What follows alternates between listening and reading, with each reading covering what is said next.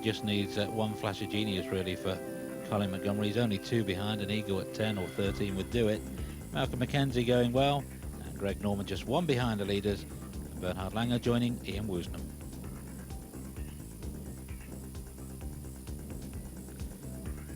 You can see Thomas Gergler played so well for 2 rounds at Houghton last week, and then featherweight, share of 37. Sometimes you don't realise how well you have to play just to share 37, but Gergler, who was the first round leader, and Bernhard Langer, fellow countryman, and Gergler, probably the hero for the inspiration for Gergler. Beautiful chip at the 8th, still a wee bit of work to be done.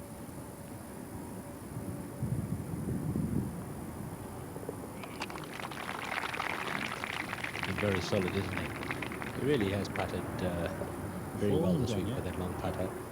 It's interesting to see Peter Coleman behind him on each of the putts and then walk away. And we mentioned that to him at breakfast yesterday, and he said that he didn't even notice Peter Coleman walking away, because what he'd learned to do is have 2 more looks at the hole, and that took care of that problem.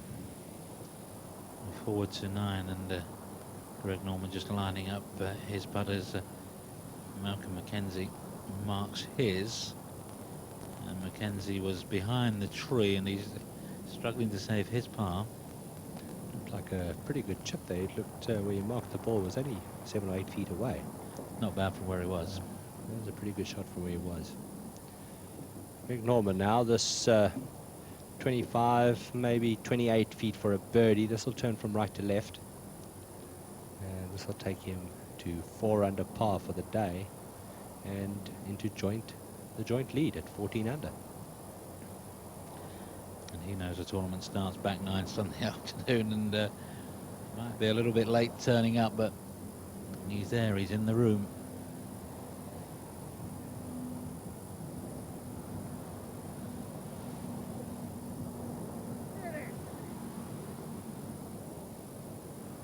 Another wonderful putt. Not in, but it couldn't be very much closer. I was going to say, if there's one person in golf who knows how to make an entrance, it's Greg Norman, Hollywood. He got that nickname while he was on the European Tour, which is where he began his career, really, coming from Australia, and then stepping up to the European Tour, and then on to the US Tour. And really, the world is his stage now. There are some lovely nicknames that the pros have acquired over the years. Mark McNulty, they call him Sparkles. Of course, Nicky Price is priceless. Richard Green's second shot to the 8th. Right over the pin again, a little unlucky. Did they ever have a nickname for you? Well, that you could repeat? Simon Hobdo used to call me Baby Huey, you know, after the big fat duck, the Walt Disney character. That was one of the nicer nicknames. There's Space Cadet and No Brainer, and there were a few beauts. Mackenzie, stabby style, but that's a good save. Mackenzie to the turn in 33. Yeah, interesting. He'll be thinking, or he certainly was after his 3rd round, that he could win, had a chance, and who knows. We go back to the 8th fairway. Ian Woosnam, this is what faces him. Big green, pin on the right-hand side.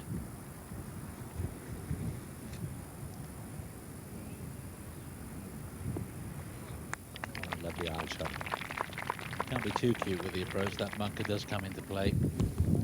You see the flag stick there, the pin on the flag on the pin is blowing a little bit. The wind has come up a little more than it was a while ago. This is the 9th hole now. This is a very dangerous hole. You drive down the right-hand side of the fairway, just inside that bunker that protects the corner.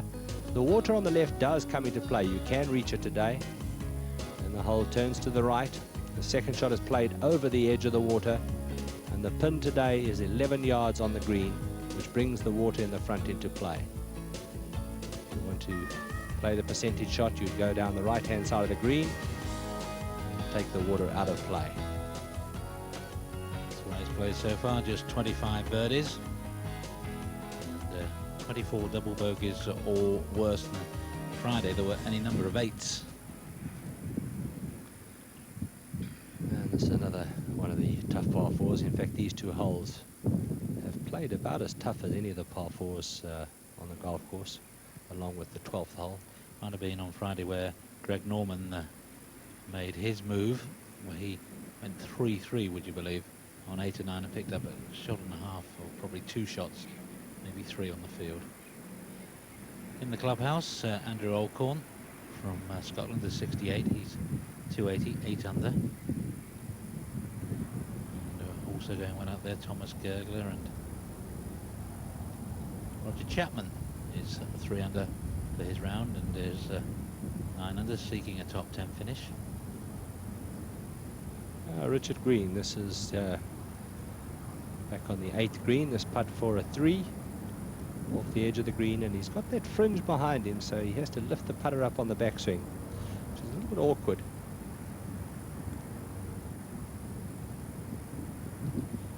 Needs to hurry. Plays out of the Huntingdale Club in Melbourne, where is it Norman Van Nijde is the almost his guru. Late 70s, early 80s now, but was a regular winner in his time over in Europe. Norman Van Nijde was a regular winner everywhere he played. A great character and a wonderful golfer. Played at the same time as Bobby Locke and Henry Cotton and Panton and all those. Eric Brown, I guess, came a little bit after that, and all those fellows. And when they still had a lot of fun on the tour before there was any money to play for. One or two fearsome tempers there as well, and to play the game hard. Maxi Falconer. This is the putt now of Ian Woosnam for a birdie. This goes in. He has the outright lead at 15 under par. The putt will turn from left to right.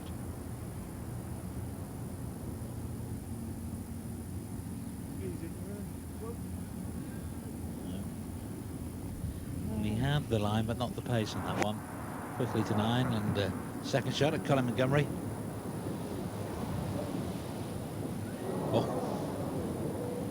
Oh dear.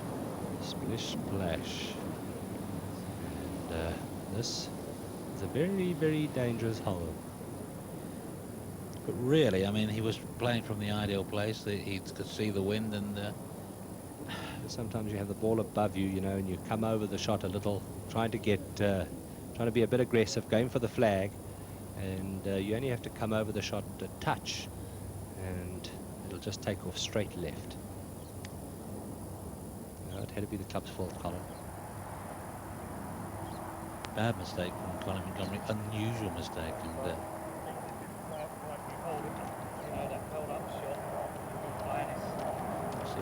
well, they can see also the flags on the top of the hospitality units around the green. You can't. It is a tougher shot. The water more in play, and I was wondering about the angle. And again, he's gone down the first. That really is amazing, because we had a look at that the other day, and you can't see the green, never mind the flag from over there. So what he's got to do is he's got to pick his target with one of those flags up on top of the hospitality stand there, and you've got to be careful. Make sure you pick the right one. Yeah, he had me fooled here at the commentary, but I don't remember a caddy track going down the night. And he's done it deliberately. He did it in the practice round, did it in the pro-am. As we said, he's been hitting a few iron shots left, and he certainly doesn't want to do that now. And that's really a beautiful iron shot. That's and he was so far away that Colin Montgomery was playing his fourth shot as Bernhard Langer was playing, because he couldn't see Langer. There's a ridge between the two greens, and we had balls landing all over the place. That was, maybe we have to report that to the airport. That was a near miss. Well, that would have been interesting if the two balls had collided in midair. I don't know what the ruling would be there. The RNA might have been sorted in and out for a wee while. They certainly would have. But Langer quite a long way from the pin. And this is Sir Richard Green's putt for a par now on the 8th.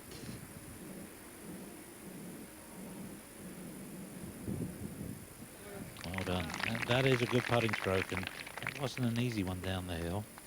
Philip Price of Wales had just finished with a 67. That puts the Anford Pontypridd in at 9 under. This is on tape. This is Colin Montgomery's fourth shot, second into the water, drop 3 and 4, and as it lands, in a moment, you'll see Bernhard Langer's ball arrive. They just couldn't see each other, wouldn't they? Mind you, I think they might have waited for a sign. Maybe Monty's so much in his own world there.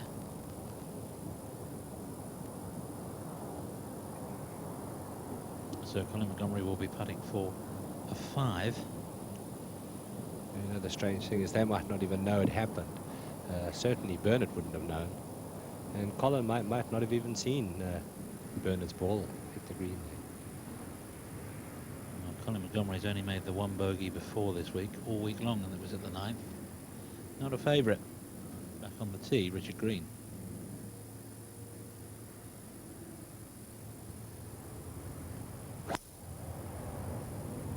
That is really an impressive golf swing. And just his second year on tour. Last year, I think he played about 11 or 12 tournaments. He got invites, yeah. He played pretty well at the Vines, and that encouraged him to play or pay the affiliate membership fee, about $3,000, and it meant that he could ask for invites, and he got enough money to get his car full-time this year. In fact, he did very well. His big break was in Munich in the rained-out BMW. It was rained out after 36 holes, and he was second, and that was all potential problems solved. That's Ian Woosnam's tee shot down the 9th, and another one in the middle of the fairway.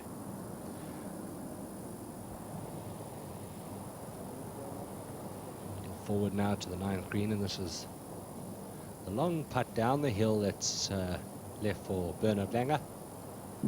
This should turn from left to right as it goes down the hill, and really, I think he'd be happy if he just gets us near the hole and walks off the screen with a par. So if you haven't been with us over the previous 3 days, this 9th green is shared with the 18th. And Walker ran on quite a bit further. He would must be putting round the horseshoe. Once you pick your lines, and if you get your pace, the greens are so true. You see, he's not bobbling at all.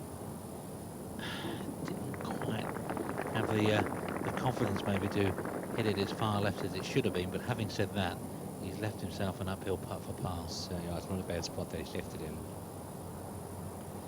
Need a 3 here on Thursday, dropped a shot on Friday, par yesterday. Now to 13, which will be a key hole. Certainly was last year when Miguel Jimenez found trouble Saturday and Sunday either side, once in the water, once in the trees.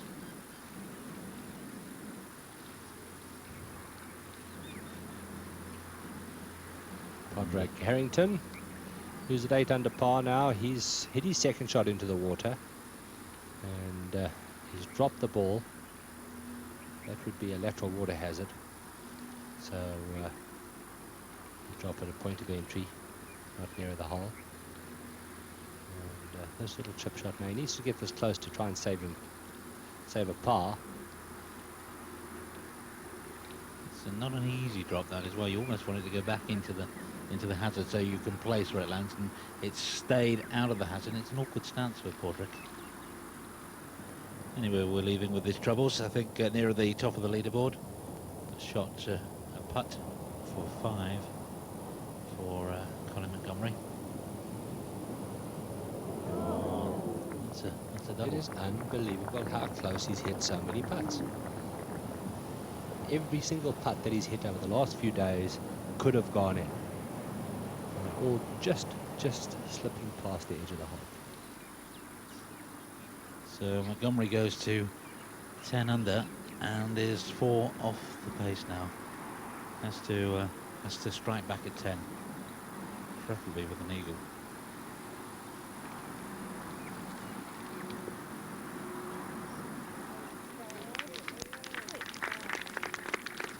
Well, not a bad shot. It's run a little bit past the hole, but he'll be fairly pleased with that. The 11th, the par 3. Today playing at 170 yards. Pin on the left-hand side of the green. Just 4 yards from the left edge of the green. Huge big green.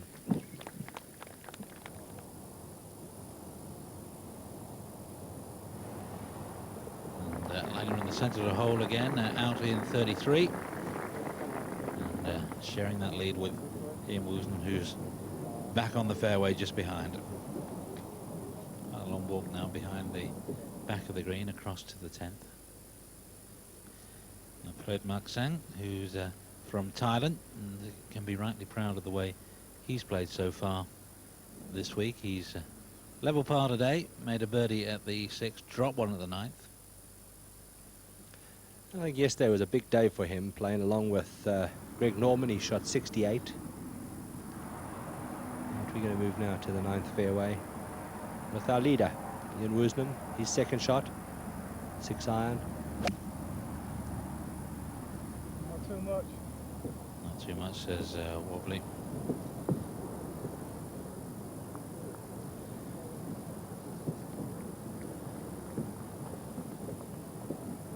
We didn't actually see that finish. Well, I think it's dry though. Did you, Hawkeye, did you spot that? I didn't see it either, but it's dry there. Yeah, he's not jumping up and down. And, it was, I think, maybe a little more left than he was trying to go. A few yards ahead, his playing partner Richard Green, who's just one stroke behind. He's 1 under for the day. and his caddy, his wife Anita, they got married beginning of the year. Also a 6-iron. It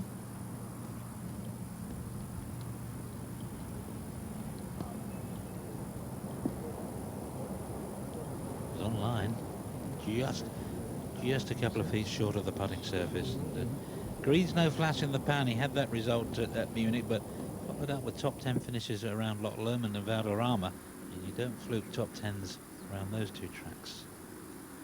Now 13 and Thomas Gergler. Beautiful third shot. And that's a birdie for Gergler, and he goes to 12 under. And he's learned fast from last week at Houghton when he fell away with the last round 77. And he's just 2 shots behind his hero Bernhard Langer, who shares the lead with Ian Woosnam, 1 ahead of Greg Norman and Richard Green. Constantina Rocca starting to move up through the ranks, quietly 4 under for the day with 3 to play.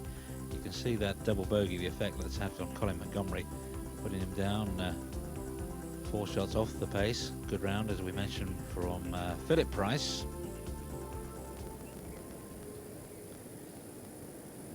Klaus Eriksson. At one stage yesterday was on top of the leaderboard for a few minutes.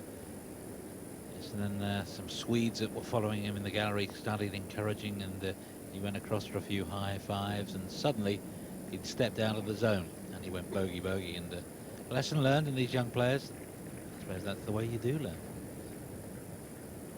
I said I won't do it next time, but it won't be a next time at the moment. That's the way it's gone for Klaus today.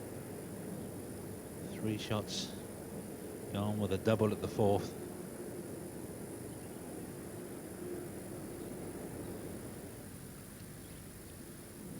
Par 3, the 11th green.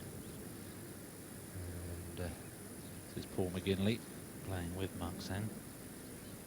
And McGinley steady to the turn, just a couple of shots picked up at 3 and 5, no bogeys yet. Only made a 5 at 10, mind you, but 11 under, maybe thinking a birdie burst, and who knows. long birdie putt right here though on the 11th hole.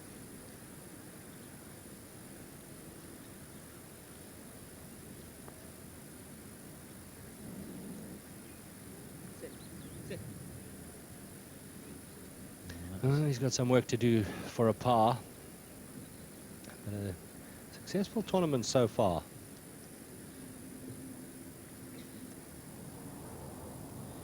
There's a view from our high camera looking down across the lake to the clubhouse, the hospitality units, and the 9th green.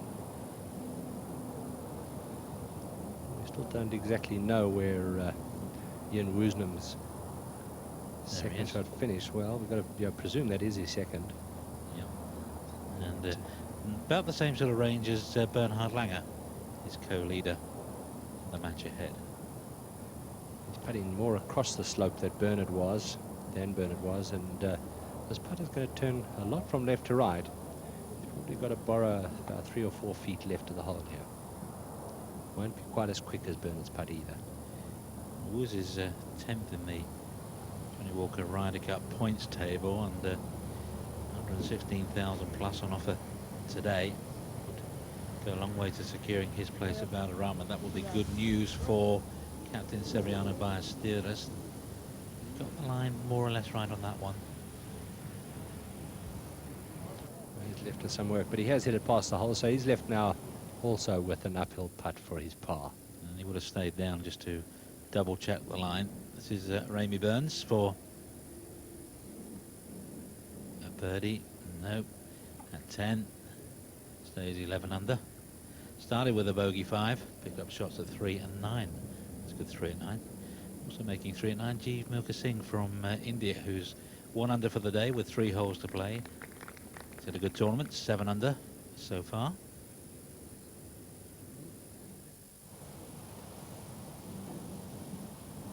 Richard Green, his effort here for a birdie from off the front of the green. And we saw on the last hole he was off the back of the green there, but he had the fringe that bothered him on that hole. Here he's probably not in a bad position. He's putting straight up the hill. And he can afford to be quite aggressive with this putt.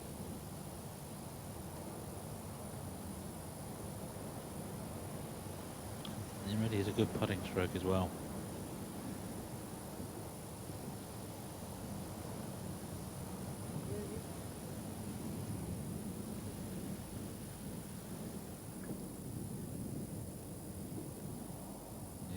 Green and pick up Raymond Burns on the 11th. He finished tied 5th here last year, despite a final round 73, but that remains his highest finish as a pro, and this is his 3rd season on tour. Won the Challenge Tour Order of Merit in 1994, and came out here and finished tied 8th in 95. And he's had a steady 3 rounds, 68, 69 and 69. Hasn't really established himself on tour. He's a fine player, touring pro from the K Club, but you're just looking for him to move up a notch or 2. Now Woozy needs us to remain joint leader for a par on the 9th. Nope. No, he didn't pick the line on that one. Looked like he actually, the whole body seemed to come up as he was striking that putt. It's a worry for Woozy, because whoever the winner is going to be, he's going to have to make some putts on the back 9, that's for sure. This is Klaas Eriksson, a tee shot at the 11th. Woozy now drops back into joint 2nd place with Richard Green and Greg Norman. 1 stroke behind Bernard Langer. And you'll see how the 11th runs parallel to 15, back to 9, Richard Green, who, if he knocks this one, will be level with his playing partner. Still 11 players within 4 shots of the lead with 9 holes to play once this putt goes in.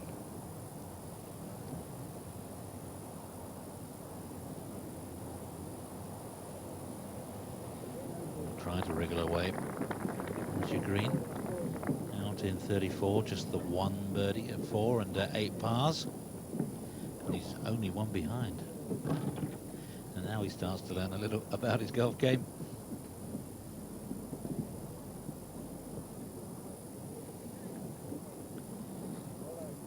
So there's the situation. Bernhard Langer, not perhaps through his own efforts, but by the failings maybe of Ian Woosnam, finds himself alone at the top of the leaderboard.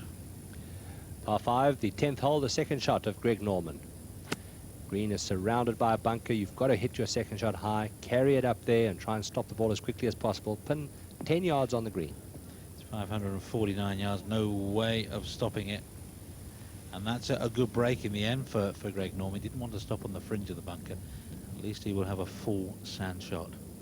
We see it so often on the 10th hole. Every shot almost that's hit the green has bounced over the green. You've got to just pitch it on the front edge of the green if you want to stop it. It's very difficult to do downwind.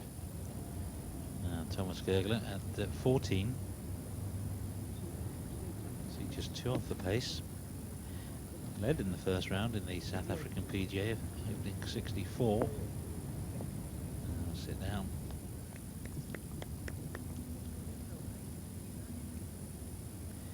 So I suppose there's a possibility that somebody like Thomas Gergler could come and set a target for, could steal it. The wind has definitely got up a little more this afternoon. It's not a huge factor, but it is possibly about half to 3/4 of a club.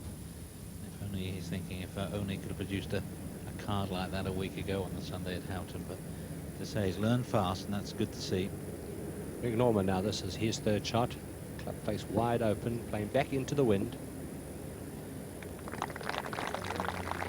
Well, here we go again. Yesterday afternoon, he was leaving putts to that length all afternoon long and missing them.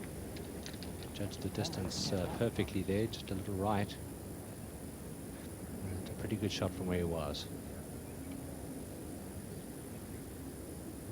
The story for Greg Norman. I would say he's quite handily placed. Well, I certainly, if I was one of the other players there, I would certainly be watching his name as it moves around on the leaderboard. And I think when it does move around, it's probably going to be moving upwards. Yeah. Go back to the 11th, the par 3, Raymond Burns. Long putt for a birdie 2. He finished 99th in the rankings in 95, and last year up to 81st. So really, you're looking for him this year. I'm sure his target, one of them, will be to get himself into the top 50.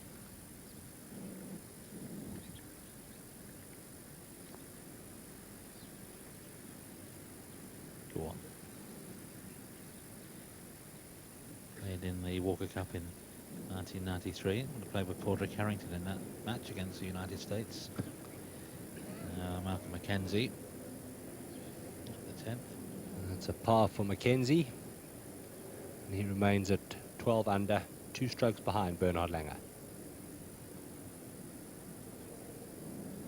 So we shouldn't run away. We say the par 5 will be the key, and shouldn't run away with the idea that birdies are just formalities at the par 5. It's got to be earned. Burns remaining 11 under through 11.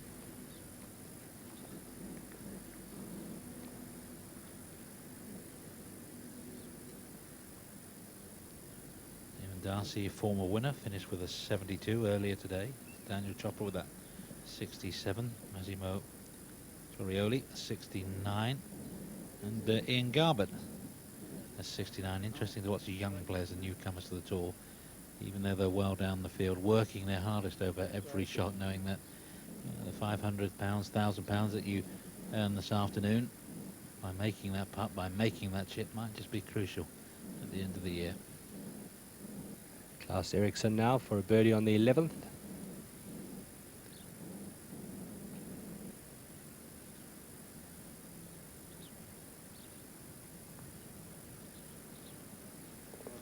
And moves him up to 8 under par for the tournament. And you can understand why Eriksson's trying on every shot, because he's practiced brinkmanship a couple of times and keeping his card, left it awfully late. We move back now to the middle of the 10th fairway. 10th hole, par 5, 549 yards. Green is surrounded by a bunker. And from here, it probably got about 225 yards for his second shot. Now on tape, you saw the green just clearing, and big gallery following Greg Norman. Bernhard Langer able to keep an eye on him, and the sharp makes a putt. That's in contrast to yesterday. And Norman to the top of the leaderboard with Bernhard Langer, who will be well aware of the fact. And this will be a 3-iron, and as we mentioned before, the shot straight downwind. The green is firm, so really the only way you can get it on the green is to pitch it just over the front bunker. Oh, he's left that out to the right.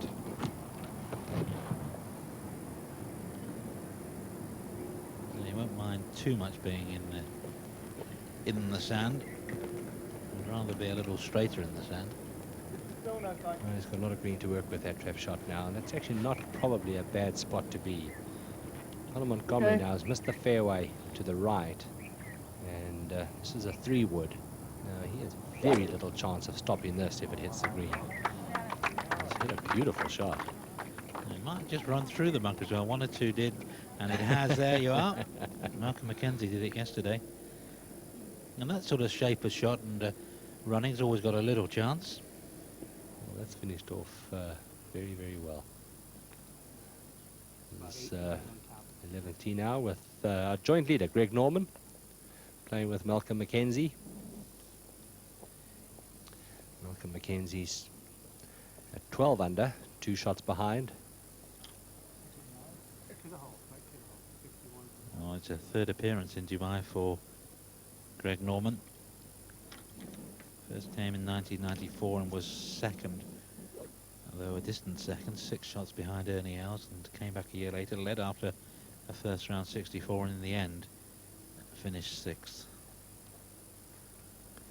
This 11th green is 42 yards from front to back, and the pin today is 23 yards on the green, right on the left edge of the green, which is in the middle level there. A couple of different levels to this green.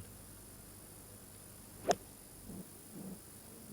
quite important to make sure you get the distance right. Which he has. He's got a sniff of victory now. Shark is on his making his move. He's sending out a message to the rest of the field as well. Earlier in the day, we were talking to Ewan Murray, who does the commentary for Sky, and Ewan was saying that he thought Greg Norman would shoot 65 or 64 today. Well, Thomas Gergler tries for birdie at 14. Norman through 10 is 4 under, so looking to pick up a further 3 shots. Well, possible he may get one of them straight away at 11.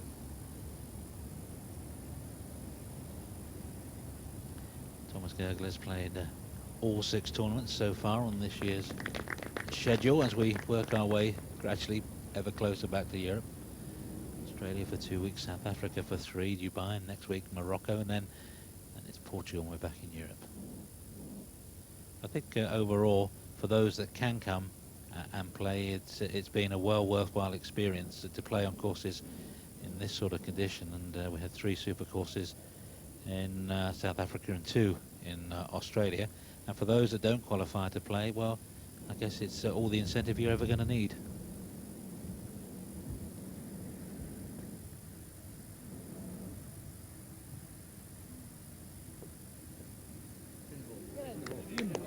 Oh, look at that. That's Paul McGinley on the 12th hole. And he moves up to 12 under par. Well, he does that a time or 2 more, he might not be so far away. Nice bonus for Paul McGinley. Thank you. Now, Bernard Langer, this green is very firm. We've said it a few times before. Downwind the shot, so it's going to run. I would say that's perfect. It's a beauty, absolute beauty. There are Just a make it few look that so do it easy, don't better. they?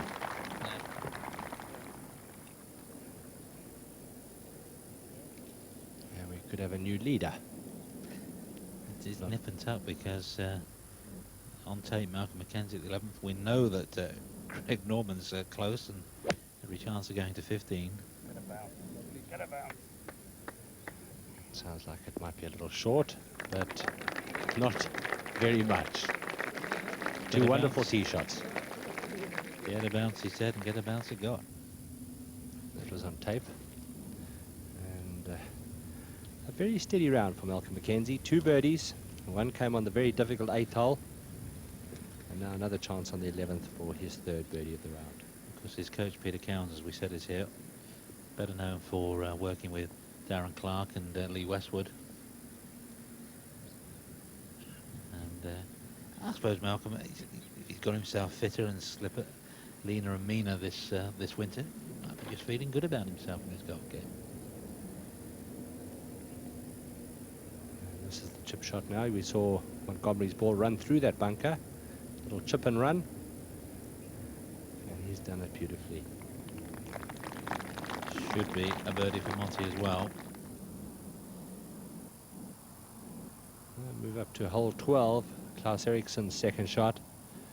This hole is played as one of the toughest par 4s on the golf course. Turns up the hill. No bunkers around this green.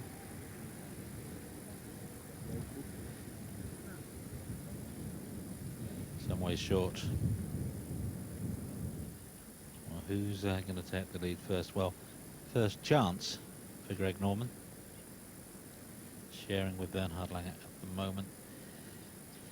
And keep saying this is the length of the putt that surely will decide it. And he's made one already at the previous hole.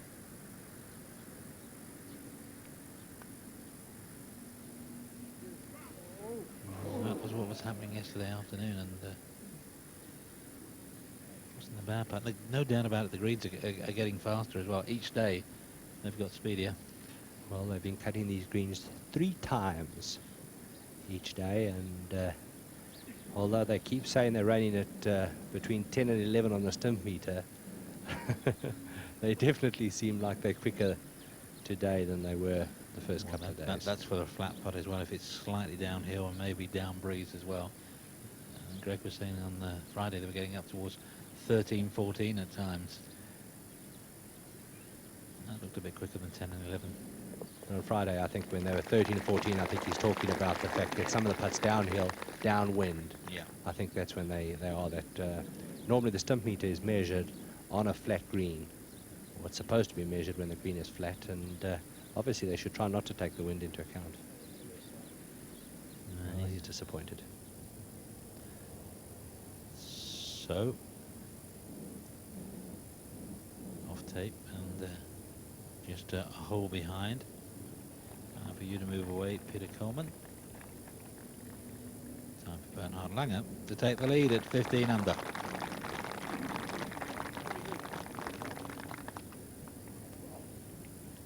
Didn't manage a win last year on the European Tour, not wasting much time this time round. Now, Jose Maria Olazabal second into the par 5 13th.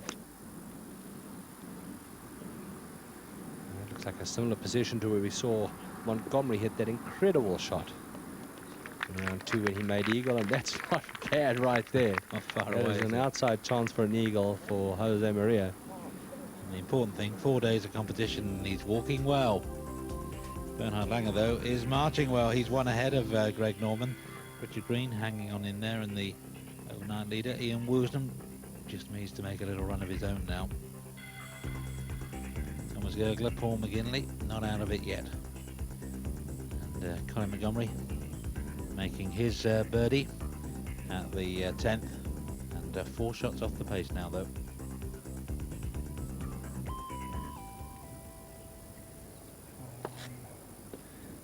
We go back to the par 3, the 11th.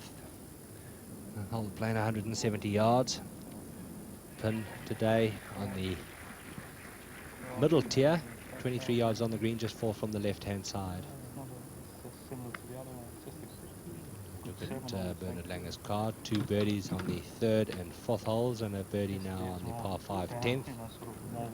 3 under par for the round, 15 under for the tournament, 1 stroke ahead of Greg Norman, 2 strokes ahead of Mackenzie, Green and Woosnam. 60. This should go 150.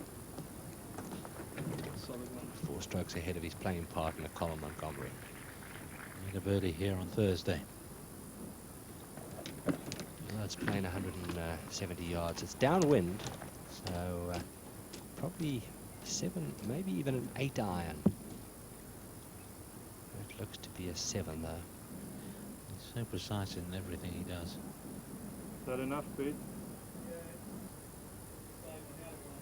And here you see on the tee 2 of the great caddy player teams, with Alistair MacLean, with Colin Montgomery and Peter Coleman and Bernhard Langer. And we'll switch that, we'll turn that one down Interesting. Why he's allowed to do that, obviously, and I've seen him do that before on occasions. Just Well, the reason I think he's doing that is because he's come over a few iron shots. We've seen the whole week. He comes over them and hits them to the left. And by teeing up on the right-hand side, it's going to encourage him to hit the ball to the right. Excuse me, teeing over on the left-hand side, it's going to encourage him to hit the ball out to the right of the green. So the pin here is on the left-hand side, and he definitely doesn't want to go left of this flag.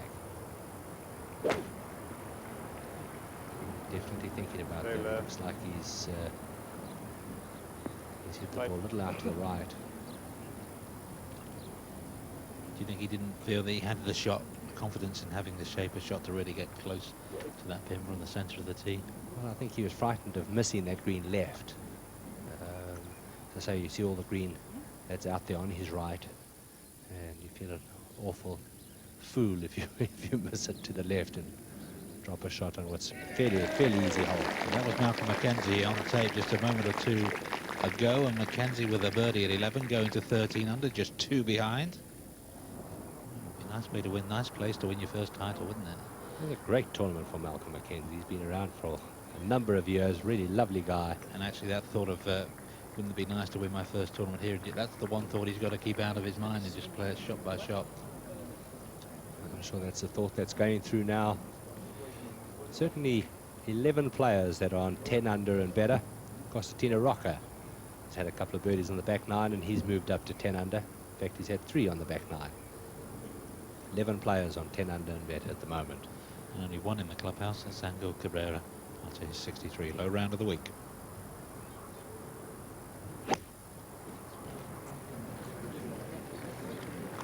No, not happy. Might be a little right.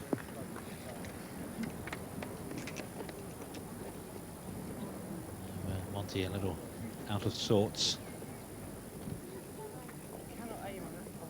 It's not happening for him. He's changing away. There he is, 11 under, and he's well, maybe he's just trying to get angry with himself, get himself going.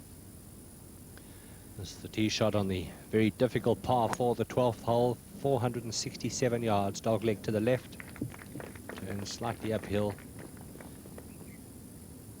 Green is built up a little from the fairway. And back to the 10th, and Ian Woosnam.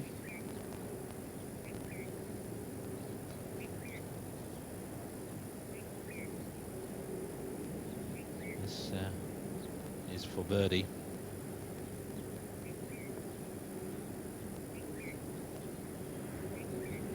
Go on, go on. No. Oh, good putt though. When it was, but you feel that he needed a 4 there. Langer, Norman, Montgomery all made birdies at the 10th, just a par for Ian Woosnam.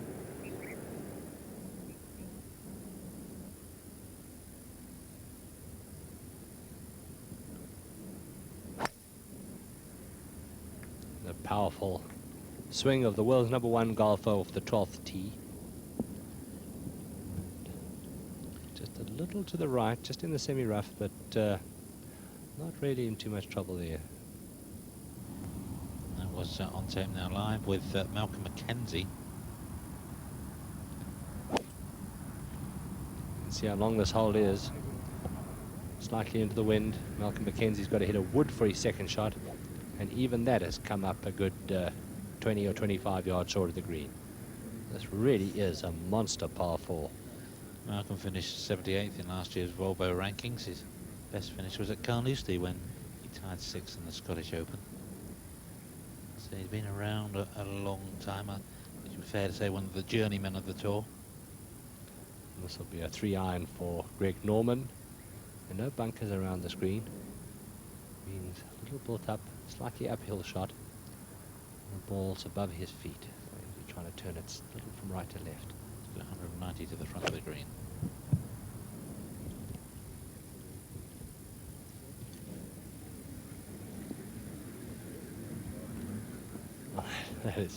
This is just such a long par 4. I mean, even Greg Norman, they're driving a 3-iron and he's come up 8 or 10 yards short of the front edge. It's 467, and It's almost a par 5 and into wind most players would be. This on tape was Richard Green, and he'd make the putt to go 14 under, joint second with Greg Norman. Talk about mental strength and confidence. Most Aussies don't lack confidence. And this would be a fairy tale finish for Richard Green.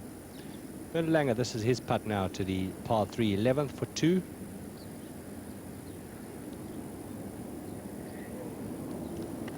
It's interesting, we've only had one European winner in the first 5 events, and I wonder if the Aussies are ganging up to snatch this one away. Well, Steve, when you consider that you haven't played one of the European Tour events in Europe yet. Once you get to Europe, I'm sure there'll be a lot more. You can relax. Well, it's also, I'm thinking in terms of, even though it's still fairly early, Ryder Cup points. Bernhard Langer's down there 32nd with just under 48,000 points, and you know, that's why the table hasn't changed too much on the first 5 weeks. Miguel Angel Martin really the only man making a move. Jean van der Velde has had a good start to the season, the Frenchman. He's 6th in the table. He's currently 9 under with 6 holes to play, so he too is having a pretty useful week once again. Montgomery for a 2 at the 11th. This is the man who's number 1 in the points table, as you might expect. And another one, stone dead. He just can't get them in. And really frustrated with himself. And this is that new putter there. He hasn't been using it for very long. Picked it up at the Callaway factory when he was over there testing golf clubs. It's a face-balanced, I think it's called a tuttle. Tuttle too. And he needs a big hole, maybe 30, needs a repeat of his first round eagle. Now Thomas Gergler, who's just looking at the computer, he's just made a 2 at 15, so he's 13 under, so it's Germany against Australia at the moment. It really is. It's incredible how this leaderboard is changing. Just every time you look at it, it swaps over. This is the 3rd shot now to the 12th green, par 4. But probably the toughest hole on the golf course today, into the wind.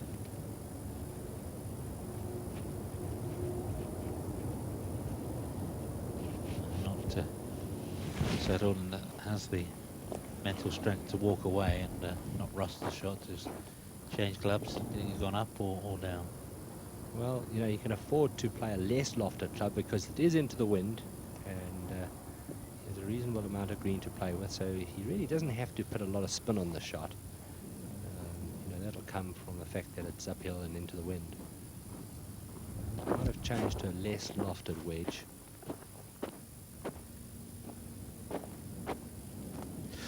Did that hit the pin? I don't think it hit the pin. Almost sounded It was like a weak shot though from Greg. Just looking at the computer, and it's telling me that Costantino Rocca made a 2 at 14, but bogeyed the last for a 68. He's in the clubhouse also at 10 under. Now Jose Maria, who made his 4 at 13, level par for the day, 8 under overall. And this is his 2nd shot to 14.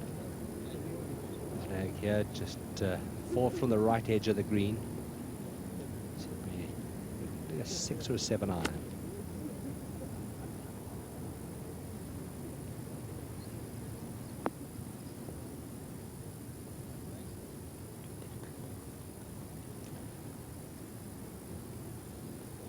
It's okay. It has been a great week for Jose Maria, a great week for European golf as well. It's almost as good as getting Tiger Woods on your tour as far as Europe's concerned. Big putt for Bernard Langer now for a par on the 11th. He's looked very good on that length all week, as Colin Montgomery, last year's winner, did 12 months ago. Looks very comfortable with that long handle putter, doesn't he? Now, problems for Malcolm Mackenzie at 12. He's played 3, was well shorted 2, and he really has got his work cut out to save his par. Yet to drop a shot, this would be the first bogey of a so far successful round, 3 under par. Well, this is think today probably the toughest par 4 on the golf course, and since the wind has come up, which it really has only done in the last hour or so, the hole is just getting longer and longer.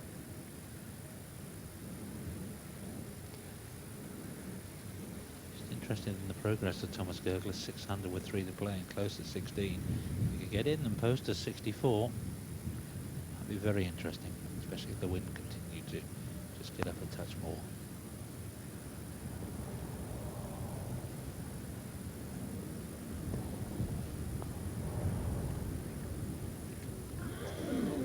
Was always going to miss anyway, but it was interesting. The first hop I've seen, maybe a little spike mark, just a wee bit short, and there have been very, very few of those. Back to the par 3 11th, Richard Green's tee shot.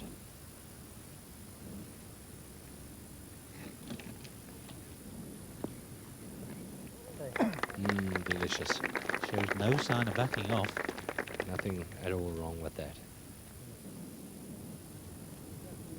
We talked about Gergler, 13 under this to go 14 and a share of second place, and if he could pick up a shot or two at 17, 18, well, he had to make that, really. He's still having a good week, he still has a chance, but if you're going to come from that far behind, you have to take all the chances that present themselves. Well, a big putt now for Greg Norman. That's for a par. This is a tricky downhill putt. Has to remain just one stroke behind. He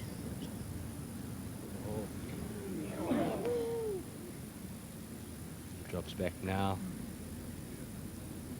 to a group that's on 13 under par, which includes Ian Woosnam, Malcolm McKenzie, and Gergler. Like to pick a winner at the moment. Ian Woosnam almost hold his tee shot yesterday at 15. And the way he's beginning to feel about his putter, maybe he needs to hit this one close just to get the momentum going again. That's not bad. It's safe, but the putter's going to have to do the work.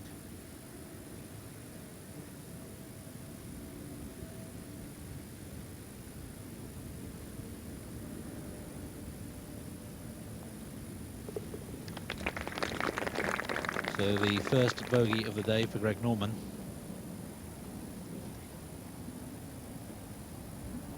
And the first time he's dropped the shot at this 12th hole.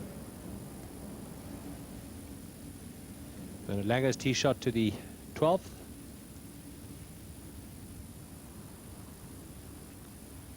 And into Running down the desert. If it lies okay, that's not necessarily a bad thing. It's not actually a bunker, you can ground your club. Yeah, but you get some really dodgy lies in that. This is a look at this 12th hole from the air. And there you see it's dogleg to the left.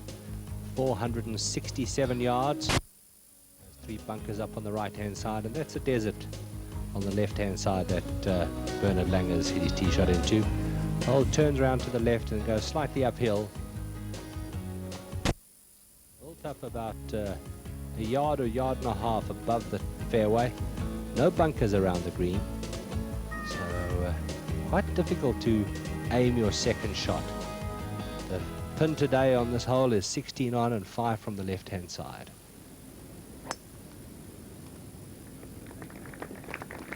Both players have made pars on this 12th hole each of the previous 3 days, and just about a perfect drive from Colin Montgomery.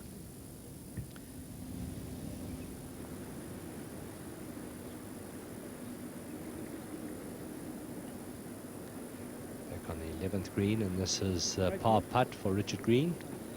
He certainly had a chance, so we didn't see the birdie putt, but he certainly gave it a chance, didn't he? Because he was to the side of the hole.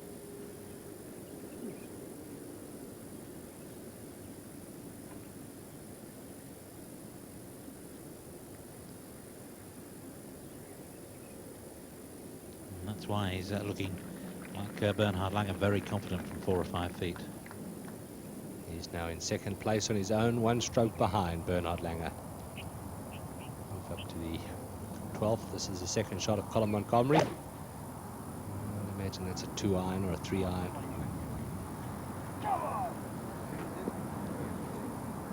Nearly. That's going to be nice.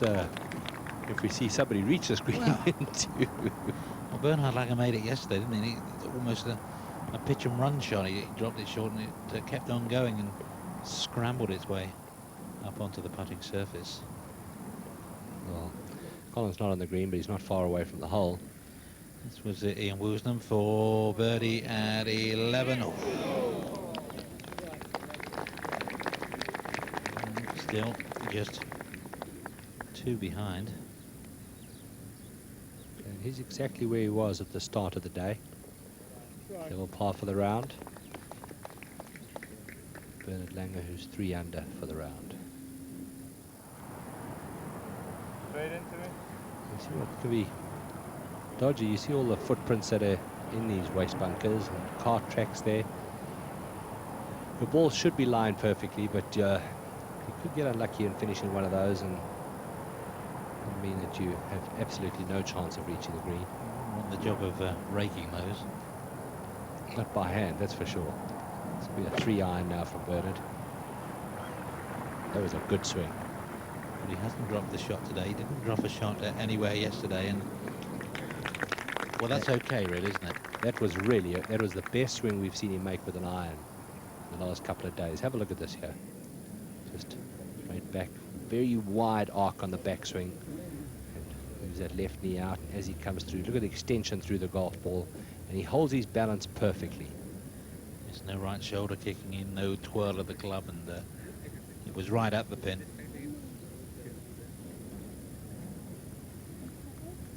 Back on the tee, the final 2 ball.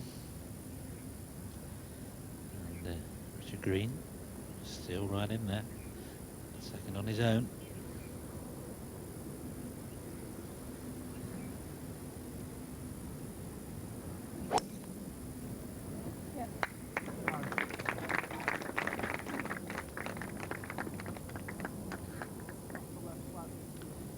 He does some things left-handed, some things right-handed, but when he was a youngster, his father was a useful golfer, and Richard just picked up a club and it was left-handed. That's the way it stayed, and that's good because so many would-be left-handers are made to play right-handed because maybe there's not a left-handed club available.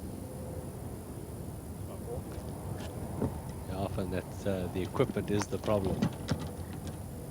But, I think he's probably chosen the right way to play golf. It certainly suits him. He's got a wonderful golf swing and a beautiful putting touch. And this is the first keyhole, 13, and you can see Langer leading by 1 from green, and Norman just 2 behind. 13th is 550 yards, and possibly a 3-wood off the tee for these players to the elbow of the dogleg, and they really would be looking to get on in 2, but if they're at all astray, there's water on the right, and Greg Norman on day 1 found water, and salted trees on the left-hand side. Now these are just the little shots here that could make all the difference. You know, he's trying to start, he's going to start going in now. He's trying to, you know, I mean, Colin Montgomery occasionally gets criticised for his demeanour on course, but I've always thought that the only thing he's ever guilty of is trying 110%, and you know he is trying. He comes in, he does give everything he's got. And, these are little chips that you know, we've seen a few of them hold early in the earlier rounds. Shot is uphill and into the wind. It's just the perfect shot, exactly the sort of shot that you'd like to chip if you like chipping. I personally don't like chipping, but if you did like chipping, Well, it's lucky that you very rarely miss a green then, really, Hazy, isn't it? Again, the line was right. I mean, he's finished behind the hole.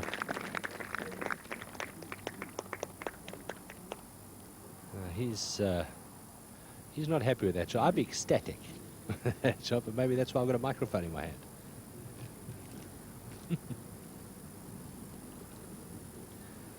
Yes, it's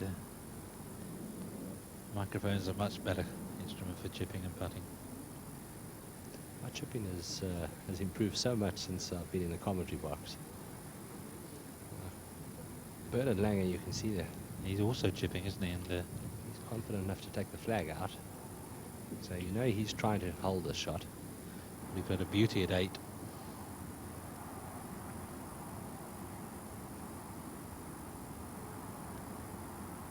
Oh, Bernard, don't disappoint us.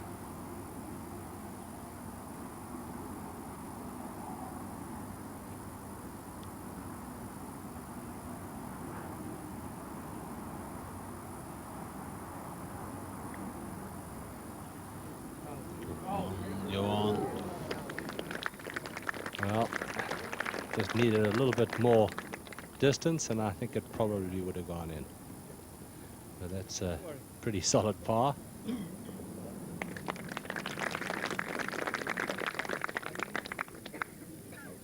my imagination, it wasn't the purest of strikes with the chip. There just seemed a little hesitation through the ball. That's Well, there you have another look. I think that was quite impressive. Okay. Case for defence rests. And a par for Montgomery. He remains at level par for the day. 11 under par, 4 strokes behind his playing partner Bernard Langer. Roger Chapman's just finished his round at 69 and in the clubhouse at 9 under.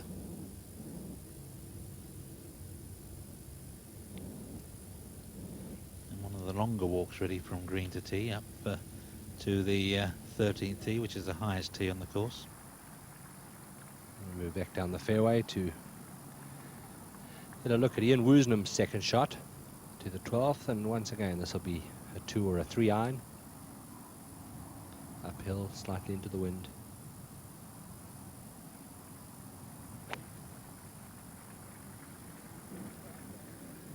These are the shots that he plays so well. There we are, we've got a ball onto the green. Maybe that's why the others have been stopping short, because that kept on going. And I don't know, you probably would rather have the chip from just short up the green than that part back down and across. Well, certainly he would prefer to have been in the position that Langer was in, but to get it onto this green in 2 shots is no mean effort.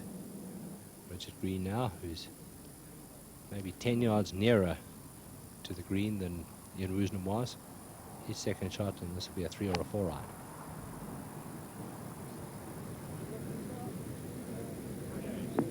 I'll tell you what, the Aussie can play, can't he? He really can. It probably was a 3 iron and possibly 1 club too much, but he was right at the flag once again. Probably keeps the head on as well when the missus is on the bag. It's Anita. And we move up to the 13th tee, par 5, and downwind it's certainly a birdie hole, 550 yards. Well, Bernhard Langer has made 4 on each of the previous 3 days. And Colin Montgomery, well, it was an eagle on day 1, a par day 2, and a birdie yesterday. It's been a little hold up. I think there was a ruling for the match ahead. Well, the Ericsson-Burns match, so Mackenzie and Norman had to wait.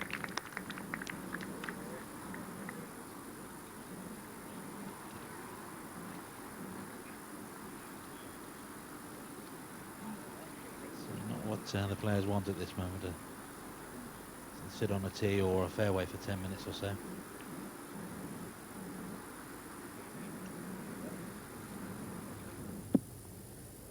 And you see Langer and Montgomery are waiting. Well, there's a huge hold up on this tee, because there are 2 groups and the other group must be on the 12th green by now. Mackenzie a birdie here yesterday, but 2 pars before that. Hold dog legs to the left, so you really want to try and draw your tee shot around the corner, and that's perfect.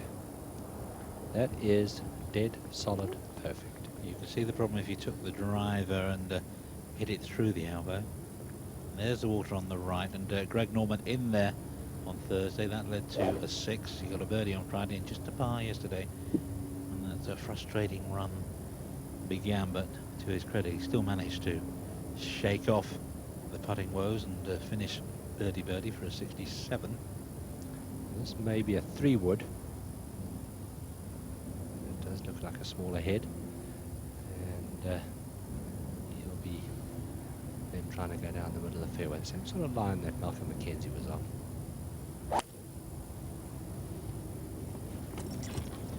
Drop a shot yesterday in that bogey at 12. His first drop shot of today. Now don't go too far. Whoa, whoa, whoa, whoa. That's fine. That's no problem there. Actually, you want to be a little further right today because the pin is up on the left-hand side, the front left of the green. I mean, he'd prefer to have stayed on the fairway, obviously, but there we get another look at the swing. 3-wood. Just look at that. And that at the top, he's just coiled the top of his body, and it's, bottom of the body doesn't move very much. And now he's ready now just to explode into the golf ball. So you'd say everything will move to the left-hand side. There it goes. Look at that. Isn't that beautiful? what it is, and you'd say taken 3 months off to rest the back, and it seems to have worked. Well, it certainly has. I think, you know, he suffered with a little bit of back trouble for a while, and certainly rest is the only thing that can fix that. But I think also, you know, with someone who plays as competitively as Greg does or as Colin Montgomery does, they need to take breaks just to lift themselves up again, and recharge their batteries. Yeah, I mean, Greg Norman looks as if he's keen for it again, and you know, he's got that Augusta nightmare to bury, but he looks to me as if he's up for it. He wants to get out there and test himself again. He said, right, you hit me that time, I'm back for more. What happened at Augusta? Came second.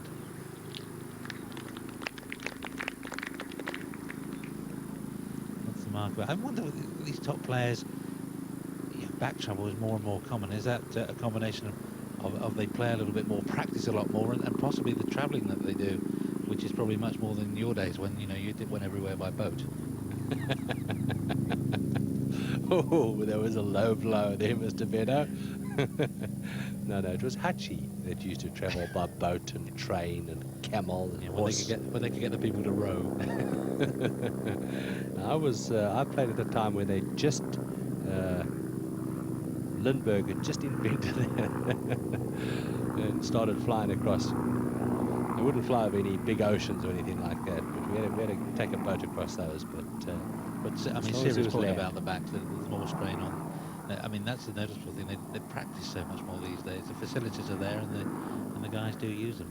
And also, you know, the correct swing that was being taught a number of years ago was to arch your back through the golf ball.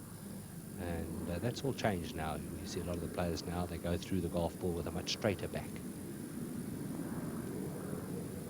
It's quite a swing on this one for Ian Woosnam. Now if he can make this. Oh, yes. There is the break. Birdie. Woosnam to 14 under, and he's been waiting for a putt like that all day long. Happy birthday.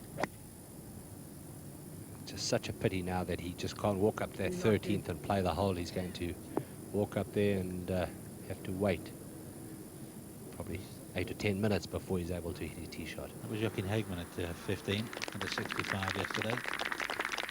Amy Burns just finishing off at 13. Just waiting for confirmation of his score. This is the hole where all the hold-ups have been. And Burns, it's a birdie, 12 under. And Raymond Burns has got one of the most experienced caddies on the European Tour. Scotty Gilmore, caddy for Tony Jacklin for many years. Paul McGinley, second at 14, where Costantino Rocca hold his second shot. His way to a 68.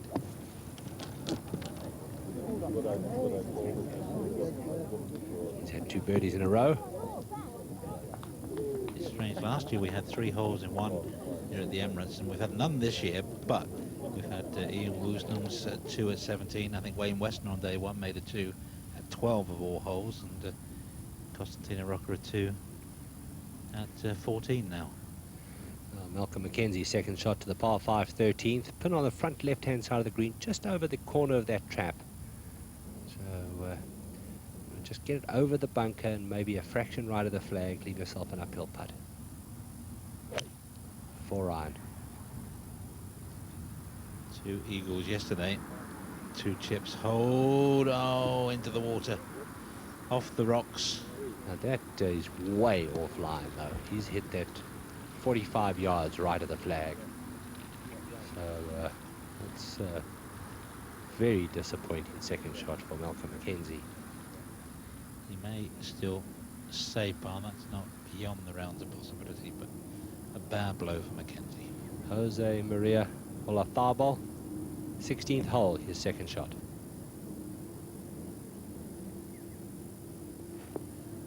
He's got it back to level par, and that's a beautiful iron shot. He's going to take a week off to assess the situation. Would love to play at Augusta, and I think has a chance now.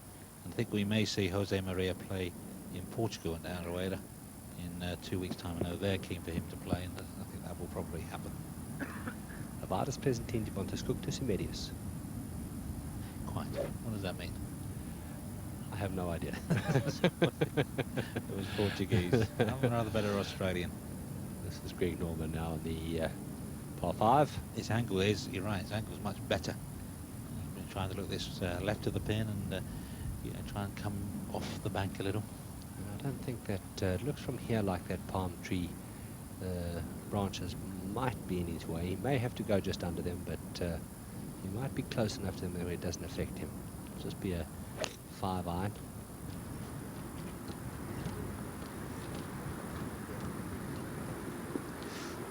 He's over that now, hold on. Well, that's not bad though. He's got a lot of green to work with that chip, and it is a little uphill, but both disappointing second shots there. But for Malcolm Mackenzie, maybe an expensive second shot. Well, now Richard Green has hit a poor chip shot down the hill. This here for a par on the 12th. And he's taken 3 from the edge. That's his first drop shot of the day. Maybe we're just seeing signs with Green and with Mackenzie, those who are not so used to this pressure back 9 on the Sunday, maybe just starting to feel the heat. Berger's second shot to the 18th, pin just over the water, only 12 yards over. He's pushed it to the right, and in fact he's hit it onto the 9th green. They've taken the pin out of the 9th so that he won't be confused. Well, he may be okay there, but if he's towards the back, he might have to putt off the green to get back onto the green, or he might have to chip it. Yeah. Sacrilege. We're back on the par 5 13th. There's a big hold up because of a ruling. Bernard Langer's tee shot. He said a dog leg to the left, so you need to be careful that you don't hit it through the fairway into the desert. We just saw Greg Norman very close to it. Maybe a 3-wood here for Bernard. The gallery swollen by 4. Green, Woosnam and Caddies. Side of the tee, 3-wood. We know that for definite because Bernard's one of the few players that still uses a persimmon driver. Go left, so that implies it's a little bit to the right. That's He's being greedy if he wants that to go to left. That's perfect. you couldn't have placed your ball in a better position unless you carried it a bit forward. Olazabal at 16. Go 1 under for the day. Come on. Got a chance. Beautiful. See how quick they are.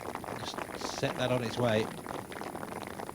And he moves up now into a tie at 12th position, 9 under par for the tournament. A couple more birdies for him, and it's going to be a very, very successful week's work. That's the tee shot of Colin Montgomery at 13. You see, says he has to start it up on that left-hand side, run the risk of putting it into the sand, and he's got away with that.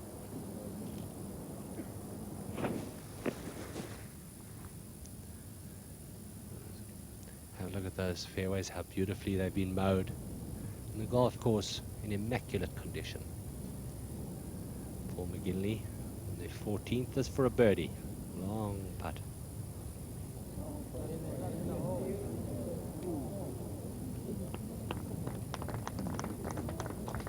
So McGinley in a positive frame of mind, just coming off 2 birdies in a row, so he's entitled to be, and he's not out of it. He's 2 behind Bernhard Langer.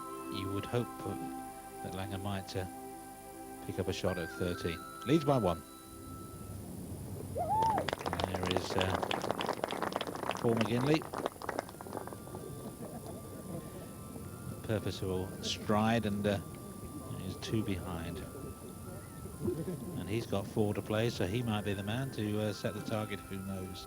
Woosnam with that monster putt at 12, back in the action. 1 behind Langer. Gergler looking for a birdie at the last. He's got a long putt for eagle, who knows. Greg Norman, not so far away, but missing the 13th green on the right-hand side, looking for a chip and a putt. Richard Green's first drop shot of the day, taking 3 to get down from the back of the 12th. And Malcolm Mackenzie, maybe that's his last appearance on the first page of the leaderboard. In the water, second shot, 13. Round of the day so far, Miguel Cabrera from Argentina, the other man from Cordoba, with a 63, low round of the week, and Constantina Rocca, a 2 at 14, and a round of 68 to finish at 10 under. Philip Price and Roger Chapman, they've all had good weeks as well. And a birdie at 16 for Jose Maria Olazabal, 1 under for the day. What a week it's been for Chema. And played Mark Sang, also going well for Thailand, 9 under. And this is the putt that kept him there. It's on tape. It's one he maybe will want to keep. And what a memorable tournament this is going to be for him. Yesterday, playing alongside the world's #1 golfer, he shot a 4 under par 68. Klaus Eriksson on the 14th hole, par 4, 434 yards. Just while we're looking at the Asian golfers, G. Milka Singh has 73 today. That's his worst round of the week, but he still finished at 5 under at the moment in a share of 30th place. And over on the right-hand side of the green, just 4 yards from the edge of the green. It's just a 9-iron.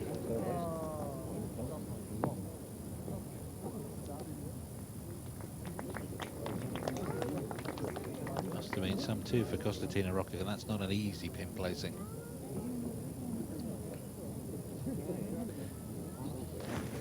So, Eriksson up and down this weekend. This is the 4th shot for Malcolm Mackenzie. Remember, his second off the rocks into the water. So it would have been a natural water hazard, so he gets to drop 2 club lengths, not nearer the hole. Would have been some birdie. That would have been a very special birdie. And he's still got an outside chance now of escaping here with a par. Greg Norman now, this is his second shot, finished to the right of the green. A lot of green to work with, chipping up the hill.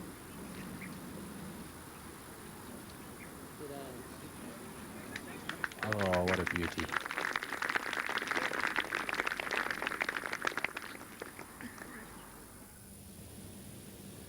Well, now this is very interesting. We're back on the 18th green here with Thomas Gergler. And let's see if he's going to be able to putt this or chip it. Because if he chips it, or if he putts it, he'd probably have to go off the green. No, he's going to chip the ball. He's on the green. Now he's going to chip it and pitch it on the fringe of the green and bounce it back on down onto the left.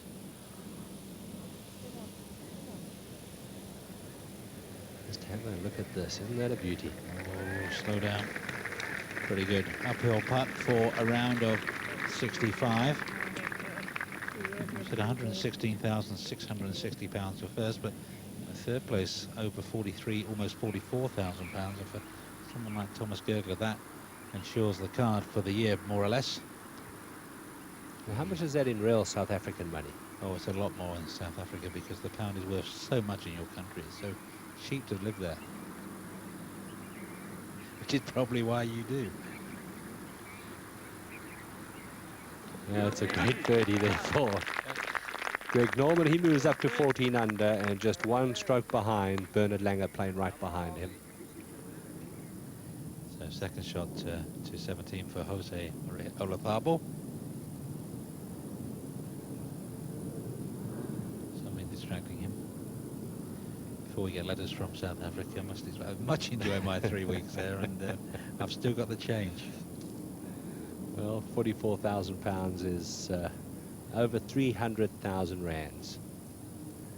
Now, Jose Maria, his second shot to the Shortest par 4 on the course, the 17th. Small little green. Pin on the right-hand side.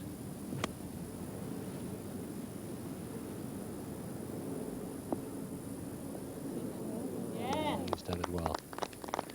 Another chance for a birdie. 2 birdies on the last 2 holes will take him to 11 under par. And quite likely that'll be a top 10 finish.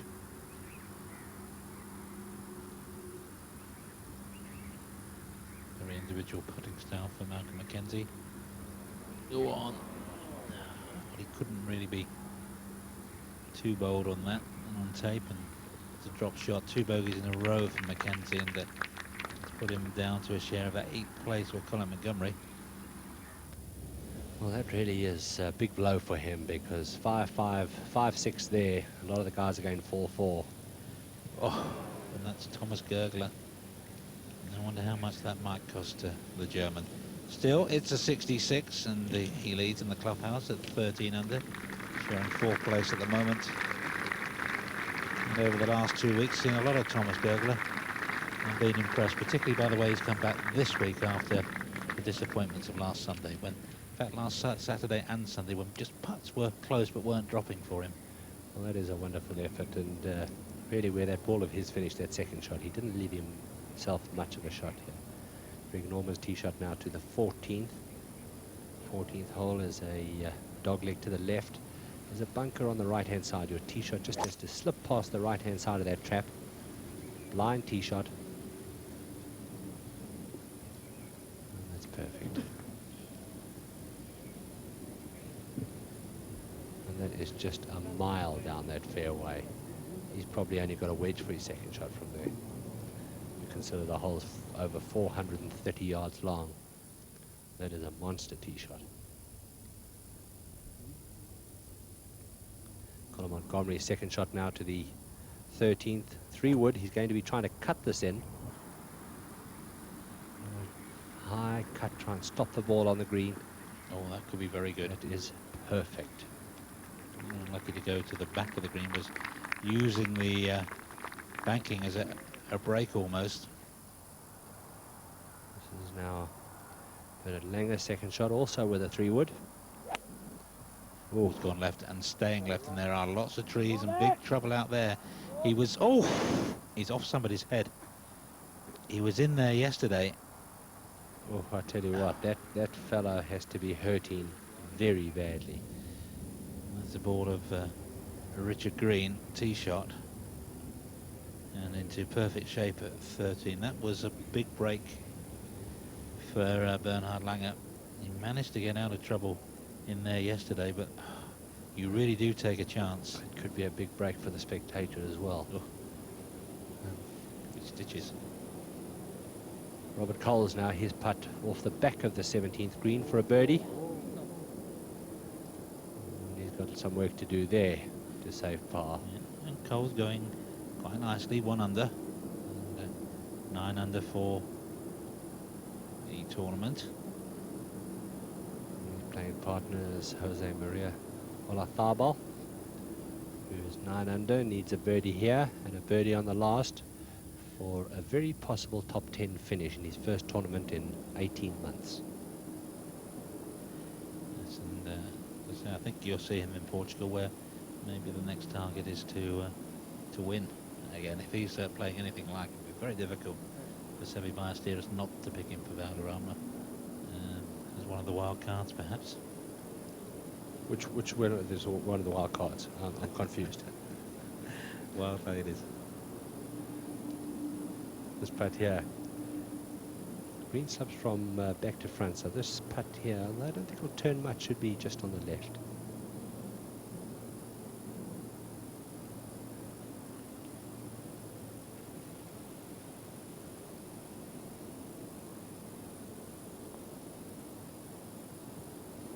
He's up and after that very quickly. And possibly mentally he's starting to feel a little tired now. The feet have come through the physical part of the examination. He's played very well indeed. But once a competitor, always a competitor. Maybe just lucky to get back to his tournament sharpness, shall we say. It's Paul McGinley's second shot to the par 3, 15th. A lovely recovery shot.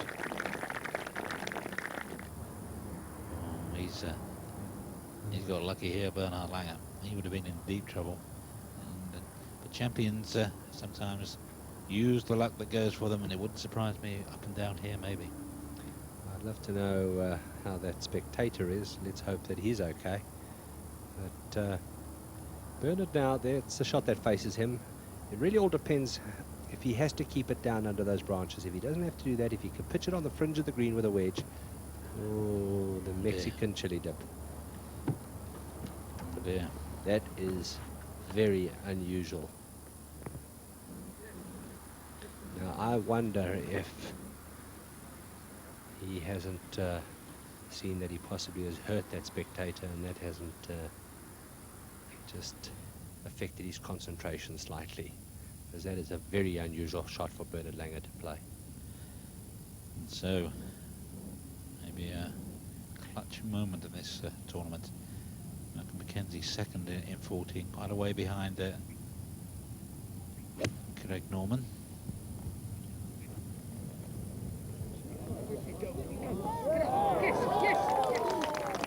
Mackenzie has his supporters. It's quite a nice way to come back after a couple of bogeys. Shows a little bit of Yorkshire grit. Ahead at 17, there were par 4s for Cole and for Olafable. You guys might want to back up just a See little how bit there, far please. Greg Norman has out-hit Malcolm Mackenzie with the tee shot.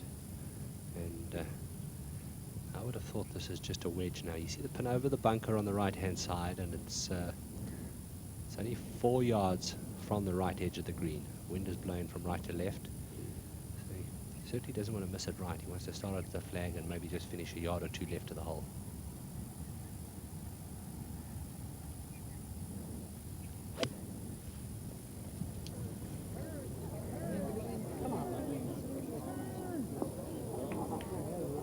That's pretty good. Heavy putting from there, right enough. He doesn't like it.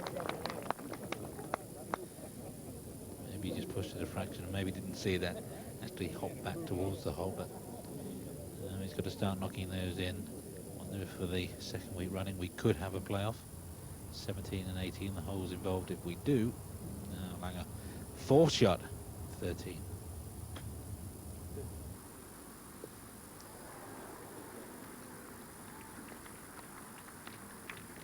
Well, you know, Bernard is one of the toughest competitors in the game, and I just wonder whether that spectator there that he hit hasn't been hurt, and that maybe hasn't affected him. We haven't heard anything from out on the course to that effect. Conor Montgomery, and this needs to turn, and beautiful weight from there. It's a birdie for Montgomery for sure. Puts him 12 under, and there's every chance that he'll be within 2 shots of the lead in a moment. So Montgomery knows if he can get a run going, he's far from out of defending his title. And Paul McGinley may find himself just 1 shot behind. Stays at 13 under.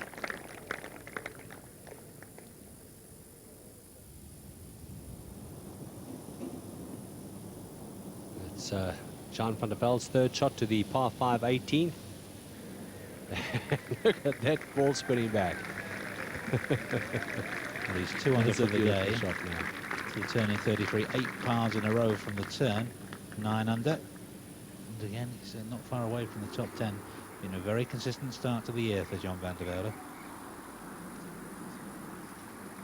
Back on the 13th green, Bernhard Langer. This is his putt now for a par on this par 5, and he needs this to remain in the lead by 1 stroke over Greg Norman and Ian Woosnam. There it is, still very close. Thomas Gergler will be pleased with his 66, but when he sees what's happening to his fellow countrymen, he'll be just thinking, why couldn't I make that putt for a 65? And if I was in there at 14 under.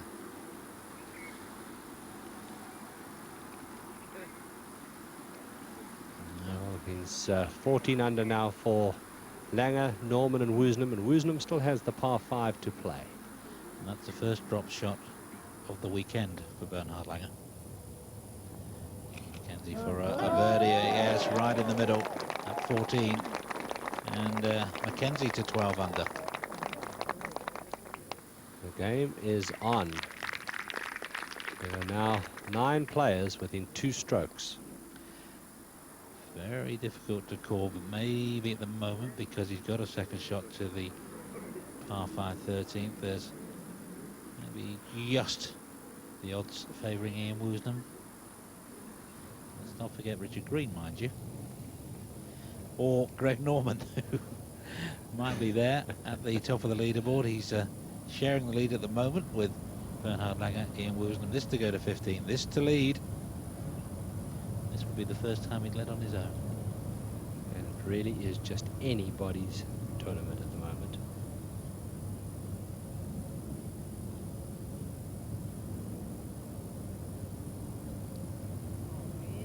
Oh, that's when you've had a break. Sometimes it's the long game comes back pretty quickly. It's the short game where you're just a little rusty. And Greg Norman's been all around the hole for 2 days, but he hasn't really made as many as you might expect, or he would expect. If he had, we'd be playing for second, everybody else would be. And at the moment looks like advantage Woosnam because he still has the par 5 13th to play. Let's look down the 14th fairway. Richard Green now back on the 13th fairway. His second shot with a 3-iron. Well, that's drawing a little for the left-hander. Doesn't want to be too close to the water. Well, all things considered, the bunker something of a haven for Green's ball. Slightly nervy one. So a 3-way tie at the top. Norman, Langer, Woosnam, Gurgler in the clubhouse. McGinley and Green will still feel they have chances as well. And don't rule out Colin Montgomery. I'd like to call a winner.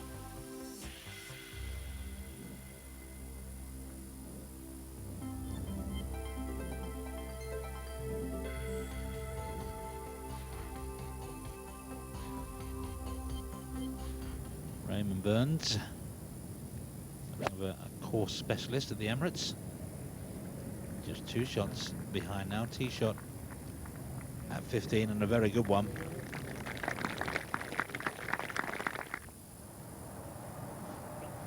Second shot to the 16th green.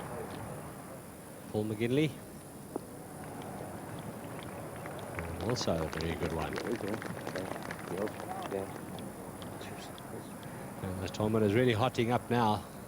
There are 9 players up there within 2 shots of the lead. That's because of the bogey at 13 for Bernhard Langer, his first in 2 rounds of golf. This is the tee shot at the 14th, but line tee shot, got to keep it just right of a bunker that's on the corner, and he's done it perfectly. He's down the middle of the fairway, pin on the right-hand side of the green over the bunker. A long way back compared to the drive previously of Greg Norman. Move ahead to the 15th now. This is the birdie putt of Raymond Burns. This will take him up to 13 under par. Go on. Oh, it's always just nudging across the hole.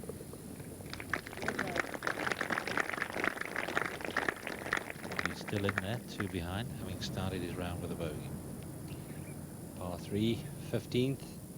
Today playing at 185 yards. The pin is up on the left-hand side of the green. Wind from right to left. You need to start it out to the right. Try and draw it back into the flag. Pin is right at the back of the green.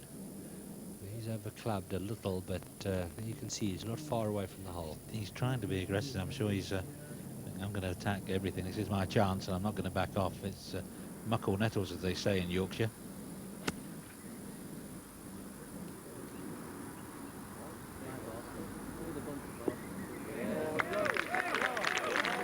Now there is a big shot from the joint leader, Ian Woosnam.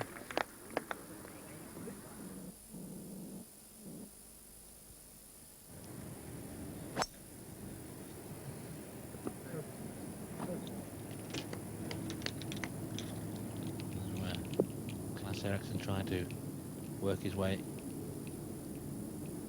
back up the leaderboard. 7 under at the moment, 3 over for the day.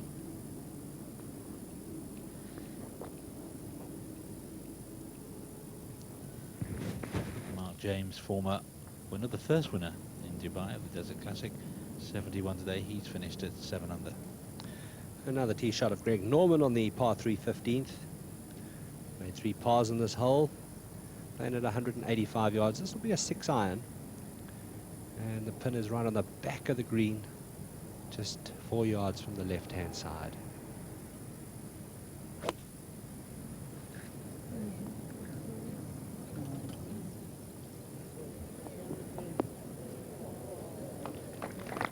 That's a wonderful tee shot. And another very real chance for a birdie.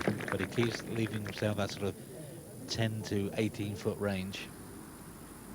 Now Richard Green, third shot from sand.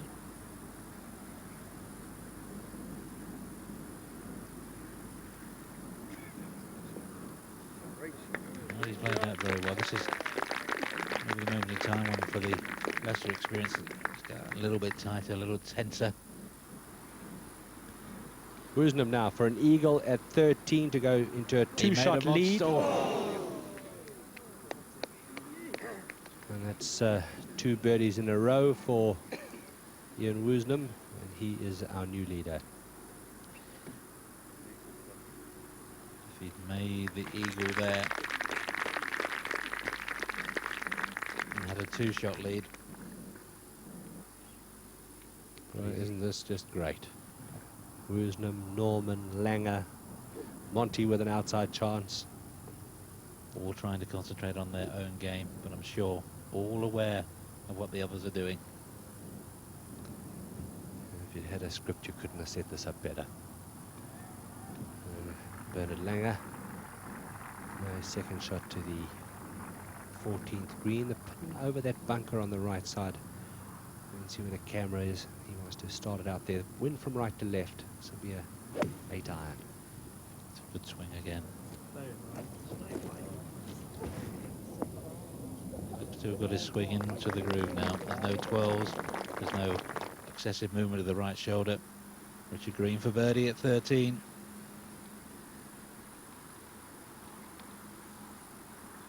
Well, that's a double sandy almost for Richard Green. And that went right in the middle of the hole.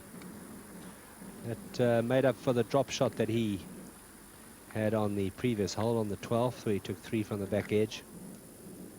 He's now 14 under par, 2 under for the day. Malcolm Mackenzie paying the price for being a little too aggressive.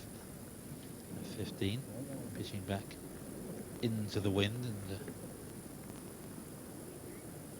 won't be surprised if this one's a long way short. Well, the ball looks to be lying right on top of the grass there, so he shouldn't have any trouble there putting the club face on the golf ball into the wind. He'll open up the club face, try and cut across the ball, put as much spin as he can on the shot. Doesn't have that much green to work with, though.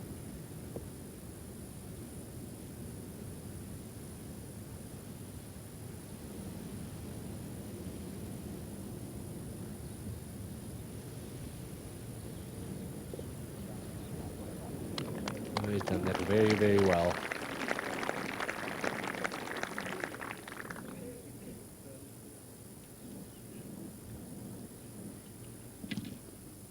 think he's been around a long time, may have played a bit of golf with Greg Norman before Greg went to America. Third shot of Jose Maria Olazabal to the par 5 18th. It's a canny pin placing, a hole that cost Jose Maria an 8 on Friday. Back to the 14th, the second shot of Colin Montgomery.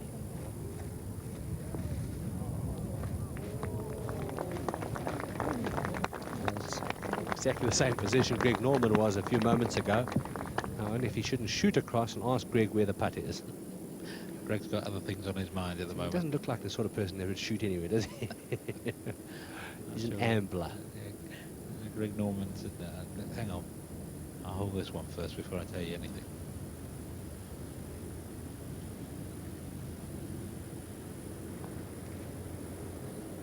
got this one. Oh, right in the middle. Norman to 15 under, sharing the lead with Ian Woosnam.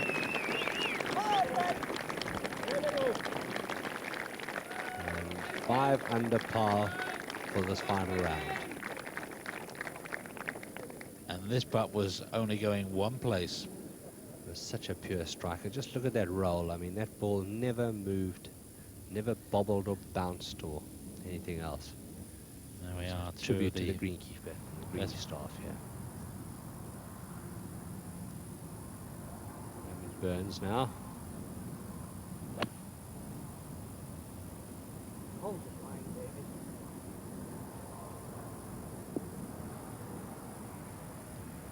Well, a couple of yards off the green, but not far from the hole. So with 14, no doubt having heard the roar ahead at 15 when Greg Norman's putt went in. Bernhard Langer to make it a 3-way tie.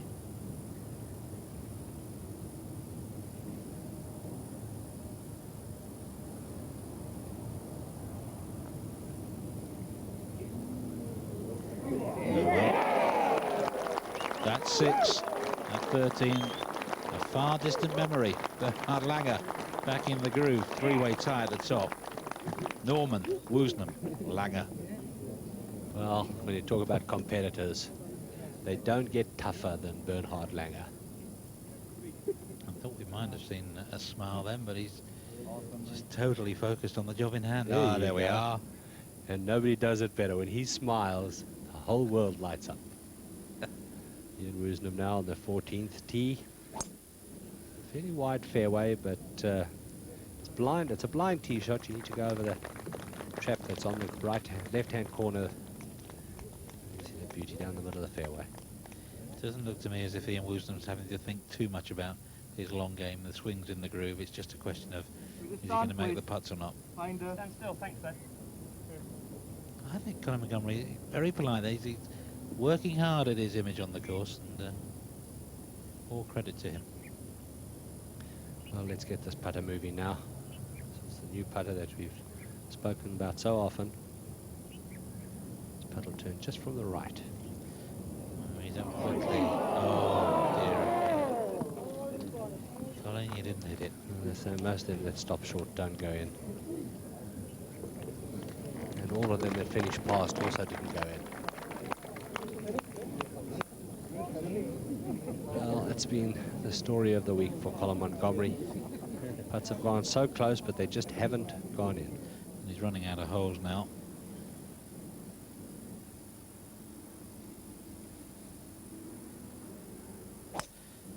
Impressed with the way that this man has held on in there.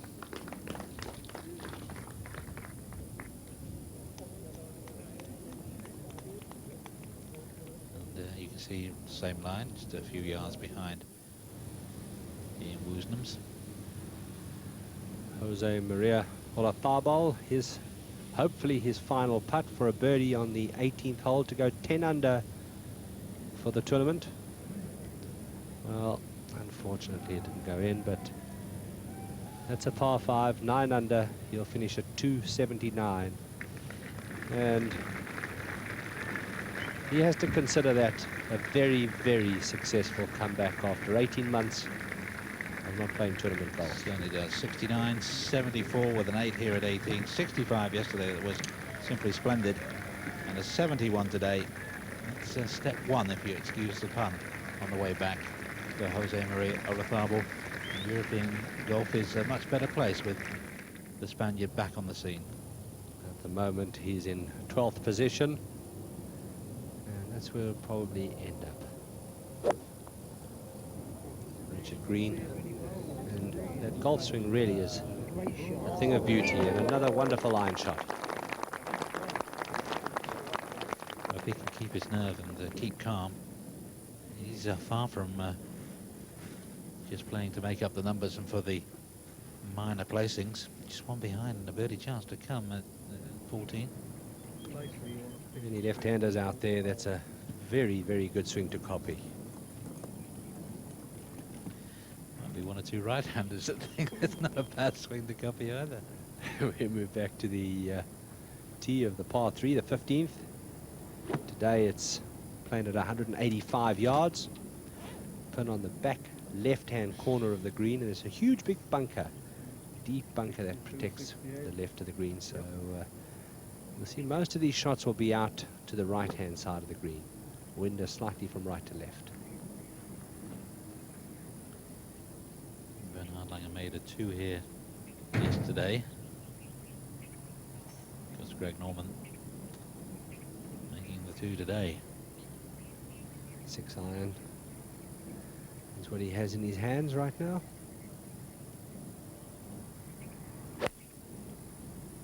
Again, that swing looks pretty smooth, and once he stays watching, it means that he likes it. Well, it's left of the flag, which is dangerous, but that is a beautiful shot. It's not far from the hole. It's probably, the pin is only 4 yards on the green, so it can't be more than 12 foot from the hole. Woosnam's second into 14. If we can get inside Richard Green, he'll be satisfied. That's left.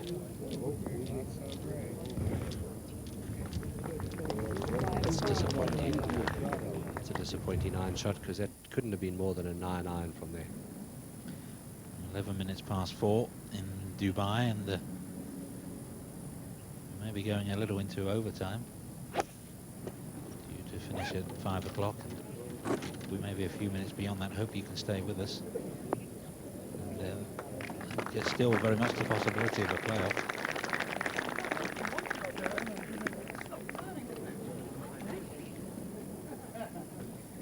But he is still trying, isn't he, on every shot? Well, it's 12 under par, and he's got 4 holes to play, so 4 birdies. And he's going to finish at 16 under par, and who knows, he may get into that playoff. There's Malcolm Mackenzie.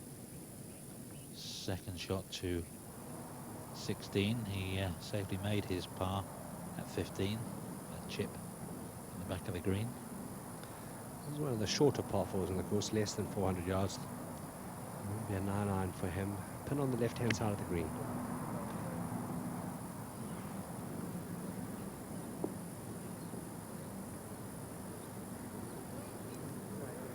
You can see that's on the bottom tier of the green, so he actually is left with quite a difficult putt.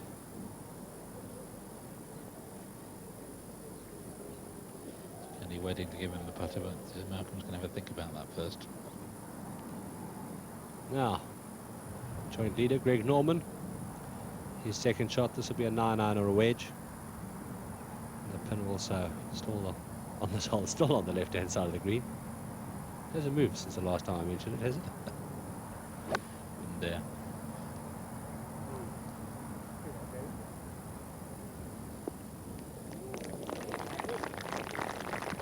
And he keeps firing them in that range.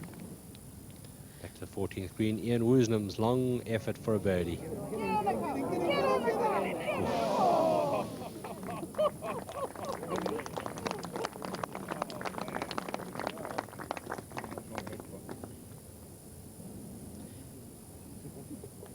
Stays at 15 under.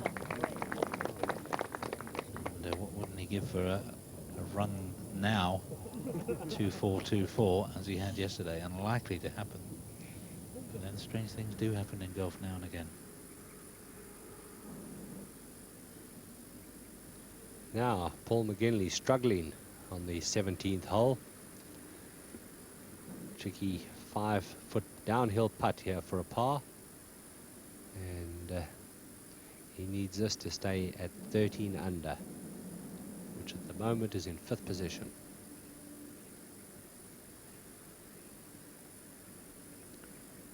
No.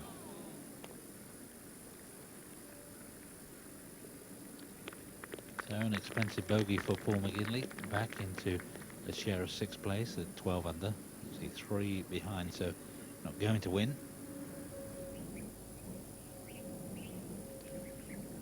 Montgomery on the 15th green for a birdie 2. Up the hill.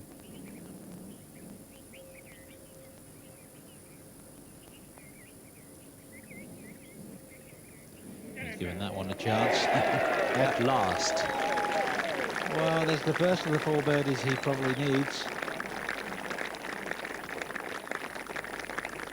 Well, it's a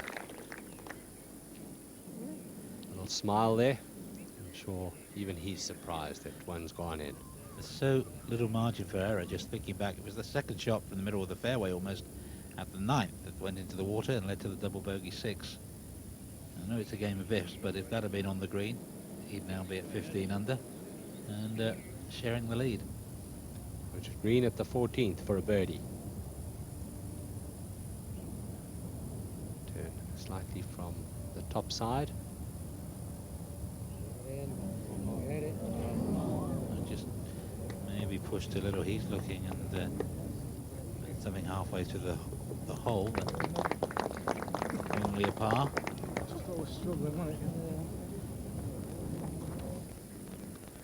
The 15th green, Bernhard Langer. After that shot, they were a little dangerous at tee shot, but 12-foot putt now. Putting slightly up the hill, probably turn from left to right, just a wee bit. There's too much time on that. They needed to hit it.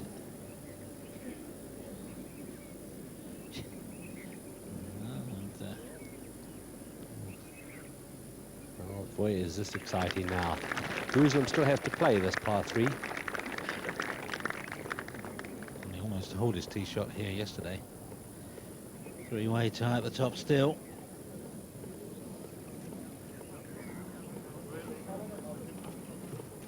You'd be a wise old bird if you could pick a winner right now. Montgomery still in with an outside chance. He's 2 behind. Richard Green just 1 behind. It's when the lesser experienced players become a little twitchy. And even the birds are flying away now. It's becoming It's flying to 18 for a better look at the end. 2 tenths for them. I know you're an expert on wildlife, but would you care to name that bird? I know it's not an elephant or a lion. Very good.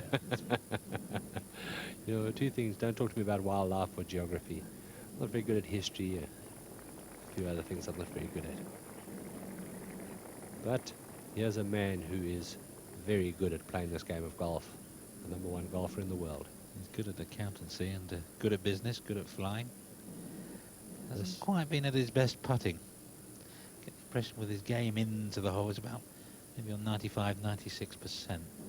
He has been away for a couple of months, of course. Just to go 16 under. He stays at joint leader with Bernhard Langer and Ian Woosnam. Just to get the feeling that every chance he misses is presenting an opportunity for Langer and Woosnam behind. It's a stretch where you look to pick up shots, not to hold on to your score. He just 2 holes to play. Woosnam 4 holes to play. Richard Green in the par 3, 15th. And that's a beautiful tee shot. His game has truly been impressive today. I think as a young man, we're going to see a lot more from. The European Tour always can accommodate good Australian players. Of course, Greg Norman himself, and then Craig Parry as well, and Peter O'Malley has been a winner. Well, let's go back now to the real world. You know, Norman von Nijder, Peter Thompson. I thought you were no good at history. You were just telling me a moment or two ago. And then, of course, we had Jack Newton, Bob Shearer, Stuart Ginn, David Graham. All wonderful, wonderful players from Australia. Graham Marsh. You just keep writing those down as they come to you, Dave. David Graham is now on the senior tour. He won on the senior tour a couple of weeks ago. He's turned 50. Now, Ian Woosnam looking to get this one close. Crowd like it, bites. Oh, just didn't check on the second bounce. But not far away from the hole. Not really a birdie putt, but certainly an outside chance. Yeah, he'll be putting from there. Greg Norman. They haven't moved the tee forward at 17, and Norman laying up. This is the shortest par 4 on the golf course, and narrows up there. The fairway narrows up at about 250, so you want to hit it about 235 down the left-hand side of the fairway. I'll leave you with a wedge into the green, and that's the perfect spot. See how narrow the fairway is up there. Another look at that swing. Working out a little with David Ledbetter. Right foot still slides a couple of inches. I remember when Greg first came out on tour that right foot used to slide maybe 12 or 15 inches, but now it's just a couple. Malcolm Mackenzie now. 2 or a 3 iron. And he's pleased with that. Mackenzie a 4 at 16.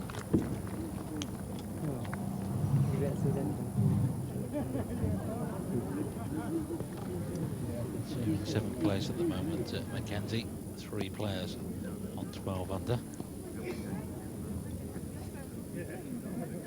And although he's not going to pick up the big prize, it's still quite a good way to start the season.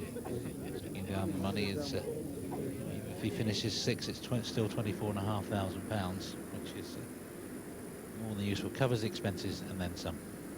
And Burns from off the back of the green for a birdie at 17.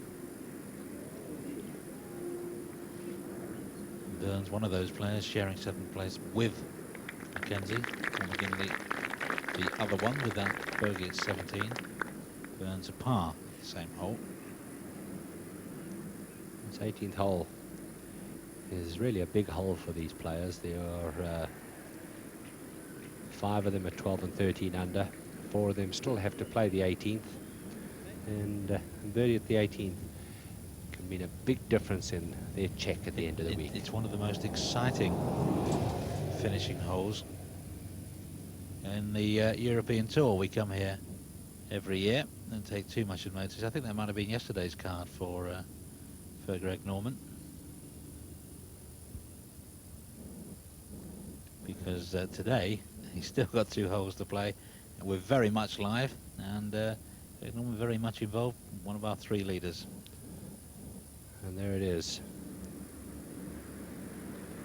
Woosnam at 16 under par.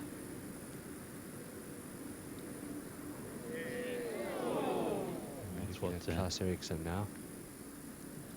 We'll just regroup here a minute, because the leaderboard was telling us that Ian Woosnam made a 2 at 15. We'll wait for confirmation of that and maybe have a look and see for ourselves.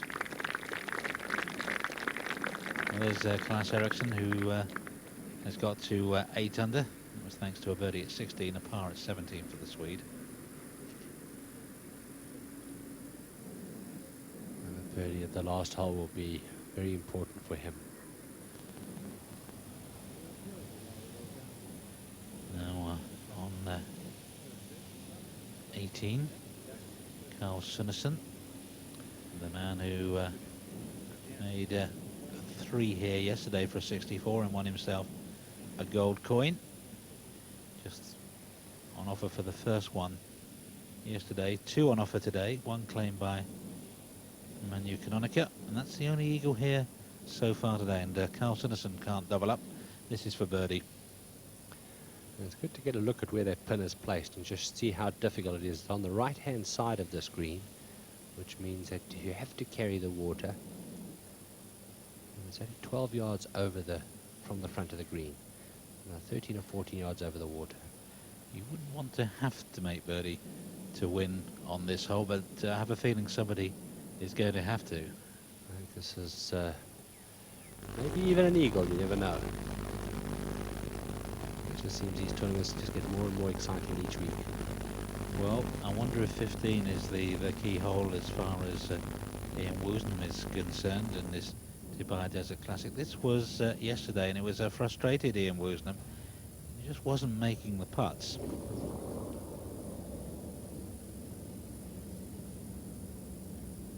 There was nothing wrong with the long play, and that was setting up the first of 2 twos, 15 and 17. 17 for eagle, that for birdie. He wasn't quite so good today, but we will see his second shot in a moment, I promise you. We move forward now to the 17th, the second shot of Greg Norman, this sand wedge. Less than 100 yards. And 17 yards on the green, so he really wants to pitch it right up there.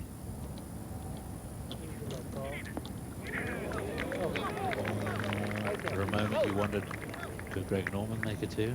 No, and didn't get the bite on the ball either. Well, he can't believe that because there's no reason that should. We've seen a number of shots to that green, and the green is fairly hard, but not as hard as that Well, here ball we are, made it look. as promised. Ian Woosnam, second shot at 15.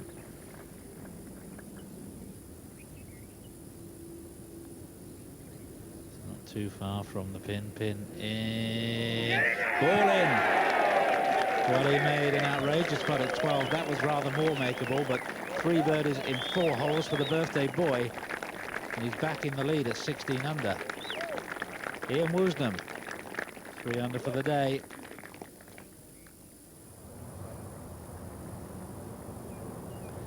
Well, Montgomery now, this is his second shot to the par 4, 16th hole. Wind from right to left, pin on the left-hand side of the green. Doesn't like it, does he? Yes, he's not happy with that, and that's why short of the green and way to the right of the flag. Richard Green for a birdie on the 15th hole. He was making these pretty regularly yesterday, and today it only has to be a fraction out, and it's a par. That was a good putt. It really was a good putt. I think he just may have misread that slightly.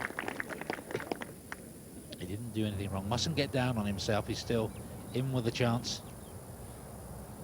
A moment ago he was a co-leader. He's now a shot behind Bernhard Langer, second shot to 16. On the hole. Beautiful shot. He's right at it.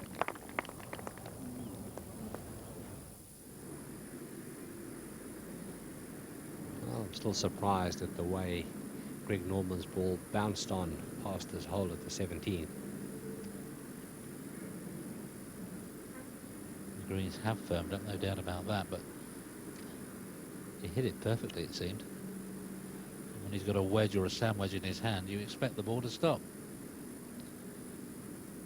And the pin is 8 yards from the back of the green, so he's a little off the green, so he's got a putt of just under 9 yards. Putting down the hill. Jochen Hagman finished with a 71, the Swede 9 under.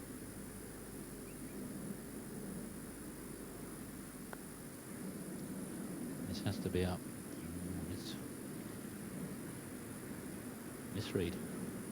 Well, it's a little offline, but still got a little work to do, but he shouldn't have too much trouble cleaning that up for a par.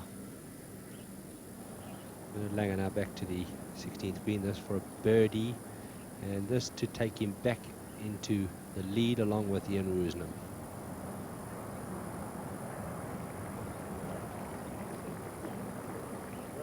Got it. Oh. Thought he had it, and so did he.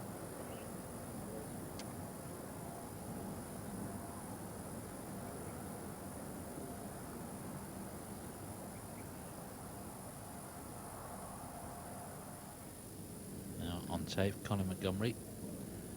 With a very, very long putt here at the 16th. There's got to be a 22, 23 yard putt. He'll be pleased just to get down into. He's just allowed a little too much maybe for that tear in the middle of the green. Still bright blue skies. They're now live. Monty for his par at 16.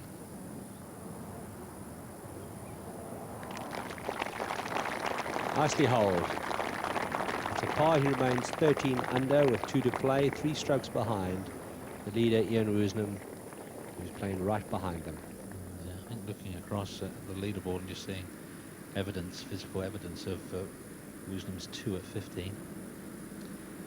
Really looks like it's all going to get down to the 18th, the par 5.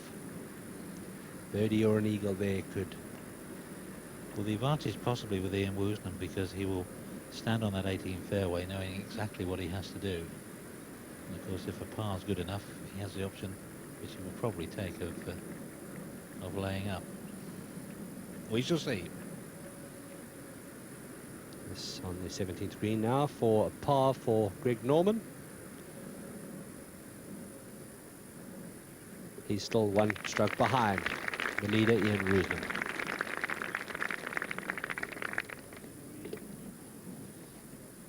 So he needs well, he needs a birdie at 18, that's for sure.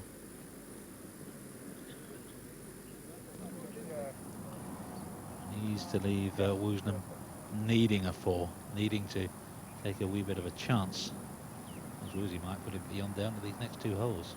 He's already got the first part of the equation, 2 at 15. It's an 8-iron at the par 4 16th for his second shot. Well, it's not on the greens, but not far from the hole. So he may find himself putting again. Now, that was live. This just on tape. Bernhard Langer mopping up as the shadow of Peter Coleman moves away. Langer also 1 behind with 2 to play. So it's the birthday by Ian Woosnam, who leads by 1. But what can Greg Norman do on the 18th? It's one of the best finishing holes on the European Tour. And the drama not over yet.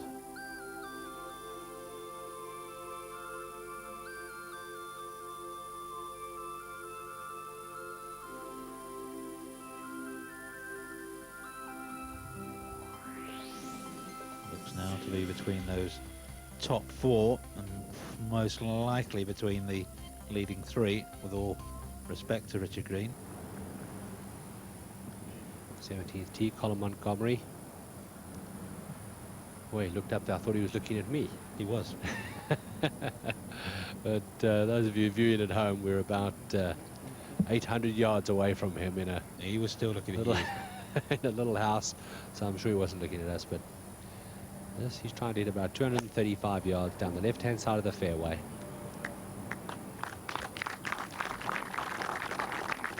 It's like I've been to your house in South Africa. It's nothing like this commentary box.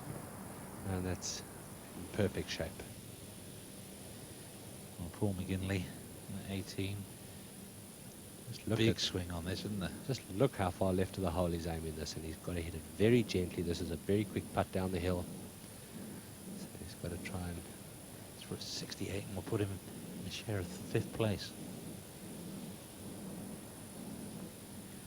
Almost sideways.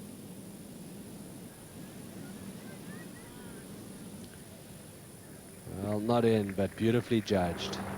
69, 12 under, sharing 7th.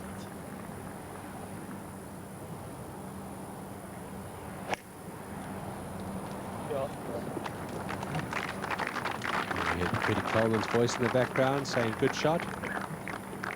And it really is down the middle of the fairway. 2 balls right next to each other. Langer to play first on the 17th.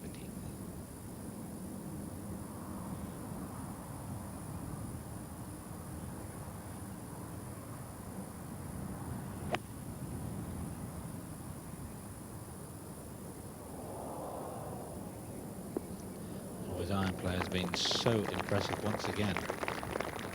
And if he putted like he putted yesterday, he would be right in there. Well, he's not far away now. Richard Green just 2 shots off the lead and closer than leader and playing partner Ian Woosnam. So for Greg Norman, a moment perhaps of destiny for this week in Dubai. Simply has to make birdie at 18. Needs to get the drive away behind Ian Woosnam. 16. Difficult shot for Woosnam. He's off the green and he's got to putt through. A bit of fringe there. Oh, what a well-judged putt.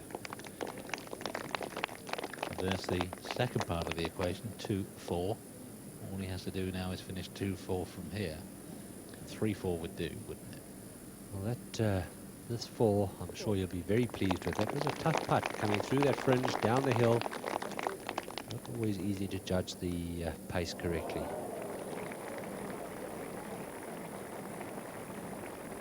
Green, if he makes this putt, he moves up to 15 and just one stroke behind.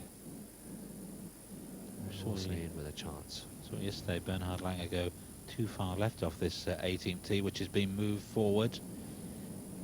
Greg Norman has to get this on the fairway, and if he does, then he can get to the green in 2.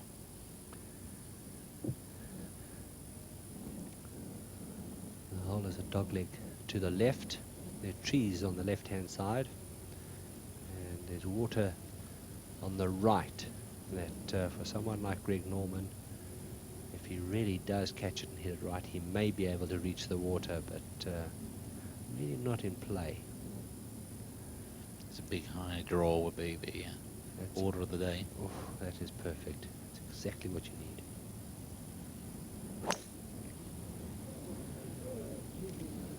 He looks happy. Yep, that is just perfect. Pushed on the left edge of the fairway and it's kicked down into the middle. It was a little unlucky that it kicked more sideways than forwards, but he's there. He can. Well, he's got the option now. One of the most powerful, repetitive, solid swings in golf. Made more money out of the game than anyone, certainly in prize money over the last 15 or 20 years. So Greg Norman giving it his best shot in second place, and with Bernhard Langer and Richard Green. This putt to make it a 3-way tie. He's got a beautiful putting stroke, and right in the middle. He was unlucky at the hole before, but a birdie at 16 for Richard Green. It's a Welshman, a German, and 2 Australians. And Scott with an outside chance, but he definitely needs to make 2 birdies on the last 2. Colin Montgomery, he might even need an eagle and a birdie, or a birdie and an eagle.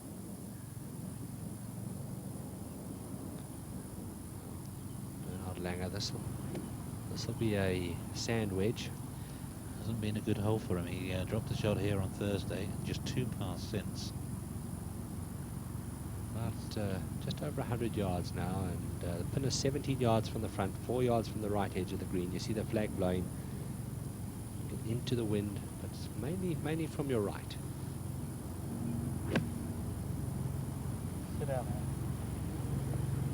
It's the same hard bounce as Greg Norman's. Downwind, maybe the wind is a factor here at 17. Well, obviously that green is really firmed up, because it was exactly the same shot there as Greg Norman played a few moments ago. Colin Montgomery now would have seen that. Tee up on the 18th hole.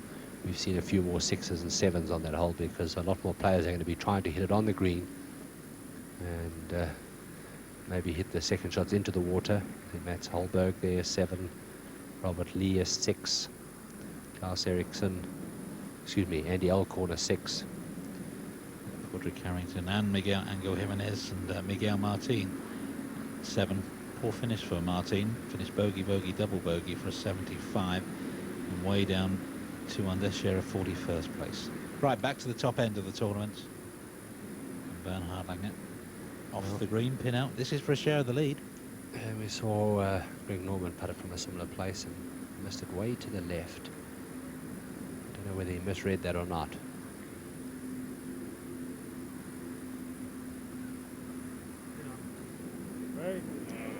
It was a better read, just a par.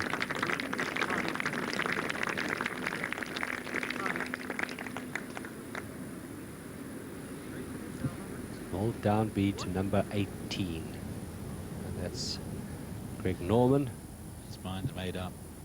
Just needs the green to clear. There's only one place Greg Norman's trying to go. For broke. Well, you know, that pin is only 12 yards on the green, so it's 13 or 14 over the water. He has to hit it far enough to get it over there, and then he has to stop it as quickly as he possibly can.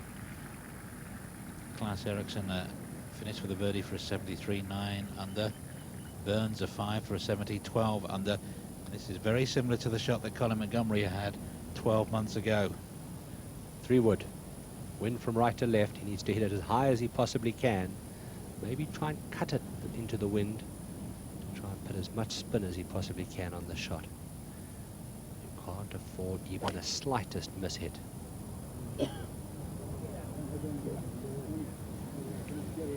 Got a chance. Oh, it's safely on. Running through. That's the problem. Once you get it over there, it's so difficult to stop the ball, but Well, you're hitting to a rhythm of green into a wind across water, and as difficult as you can get. But Greg Norman has every chance of getting up and down in two and throwing down the gauntlet for Ian Woosnam. Ian Woosnam, of course, still has to play the 17th hole. So still has a chance of possibly birdieing that. Colin Montgomery now, this putt here to go 14 under. And really, if he has to get this if he wants a chance to win. No, to the left as well, and a good defence from Colin Montgomery, but it won't be a successful defence. He would need an eagle. The odds are just against him, really. And yet he's not been so far away. Just that wayward second of the ninth into the water cost him a double bogey. So Ian Woosnam now to play his second 217. Still that one precious shot ahead of Bernhard Langer and Greg Norman, who's crossed the water on 18, but back of the green, still work to do for his up and down to set the target at 16 under.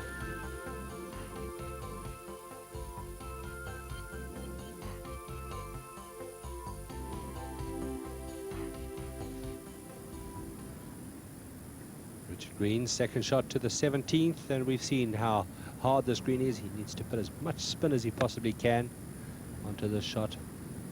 It's a sand wedge from about 100 yards. There he goes. Oh, first time. And that is a beaut. Probably shows just how well he's striking the ball, how pure. Move up to the 18th tee, and the tee shot now of Colin Montgomery. And last year he hit 2 perfect shots here, both with a driver onto the green. Just the one birdie here so far. Was contemplating going for the green in 2 yesterday, but 250 yards away, and in the end, discretion the better part of valor laid up. He'll still be thinking eagle, and I may have a say. There it goes. Sitting up. Sitting up, but he's got the ball well below his feet, and that's a dodgy lie. He has the bank balance, no doubt, to go for it if he needs to, doesn't he? Right on the big tree. It's right side on the big tree. And playing along with Colin Montgomery's Bernhard Langer.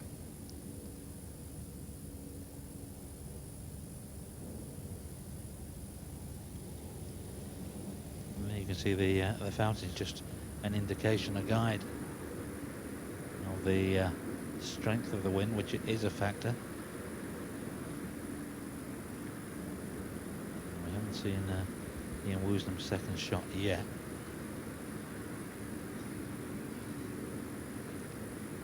Richard Green now.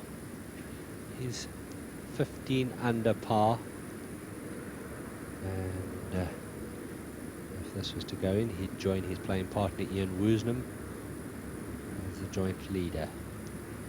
Seen 3 or 4 putts on the screen now that have all missed on the left-hand side. He's putted the ball so beautifully in the last couple of days that we've seen him play. Wonderful putting touch.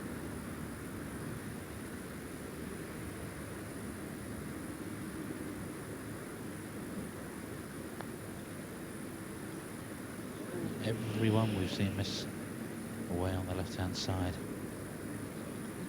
And still we wait and wonder. Where did Ian Woosnam's ball go? Well, we wait and wonder a while longer. Well, the #1 golfer in the world now, Greg Norman. This is his 3rd shot from just off the back edge of the 18th green. And we've seen a couple of shots here, a couple of putts that have swung a huge amount from the left-hand side. Very difficult shot down hill. It's Shark. an unmistakable profile. Looks like he's going to play a chip and run. So quite a straight-faced club.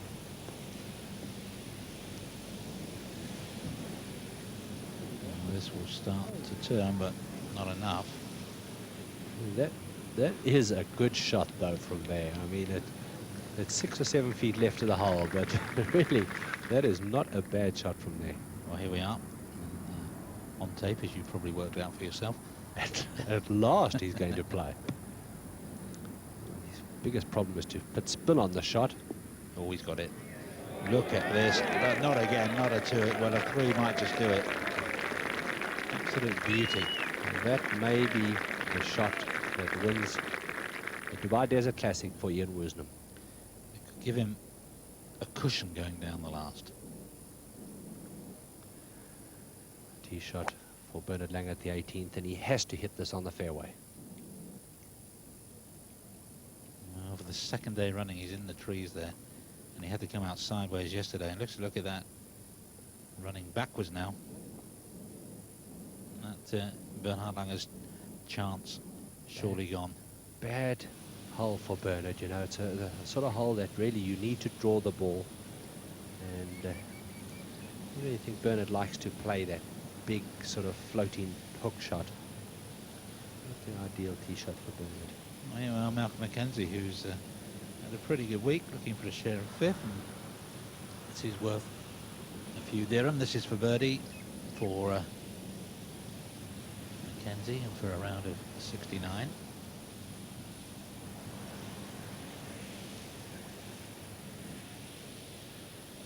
And you will mark that one and hopefully settle for a 70 and share 7th place with Paul McGinley and Ramey Burns, who are already in the clubhouse at 12 under. Something low to start with. And that'll be a share of 7th place, which has been a good week for him. Yeah, absolutely. It's a good, solid start to the year. And there you see what faces Bernhard Langer. But this, the important putt right now, Ian Woosnam's putt for a birdie on the 17th green. Be aware of what everybody else is doing, and we'll know that this might just clinch the Desert Classic for the Welshman. Leader by 2, and maybe only the 1 birdie in the ball. Let's get rid of that and reload. So significant break. What a good hole 17 has been for Ian Woosnam. He birdied it on the first day, only a par second day. Eagle yesterday, straight in the hole, birdie today, so he's played it in 4 under. And he leads by 2. Greg Norman, though, to cut that lead to 1. And really, you've got to believe this has to go in to give Greg even an outside chance of being in the playoff.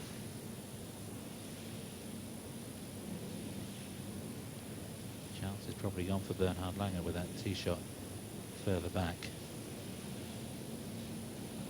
Greg Norman, Australian Open champion, Anderson Consulting World champion, and there he is, competitive to the last, a 66, 16 under, and he leaves Ian Woosnam needing a par at the last to relegate him to 2nd place for the 2nd time on his 3 visits to Dubai.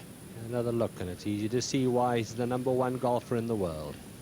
Right in the middle, just when he needed it most. But if he just made a few more of those, and goodness knows he had the chances, might have been looking at a record-winning score. A couple of times we've had winning scores of 20 under. Last year was 18 under from Colin Montgomery. Ian Woosnam needing a birdie the last 2 equal that total of 270. Big putt now for Malcolm Mackenzie. This to finish on 12 under par and in joint 7th position. Go on. Whoa, it's a little nervy. The microphone's shaking in here, but for Malcolm Mackenzie, round to 69, 71, 66. And a 70 today. Good solid week from good solid pro. And that just be the key to unlocking the best ever season for Malcolm Mackenzie. Well, now, Colin Montgomery, this is his second shot. The ball's below his feet here. Looks like he's a long way down this hole, so it's probably just over 200 to carry the water, but that's a 2 or a 3 iron, so he's certainly going to go for it. Oopsie daisy. Doesn't like it. The end of a champion's defence.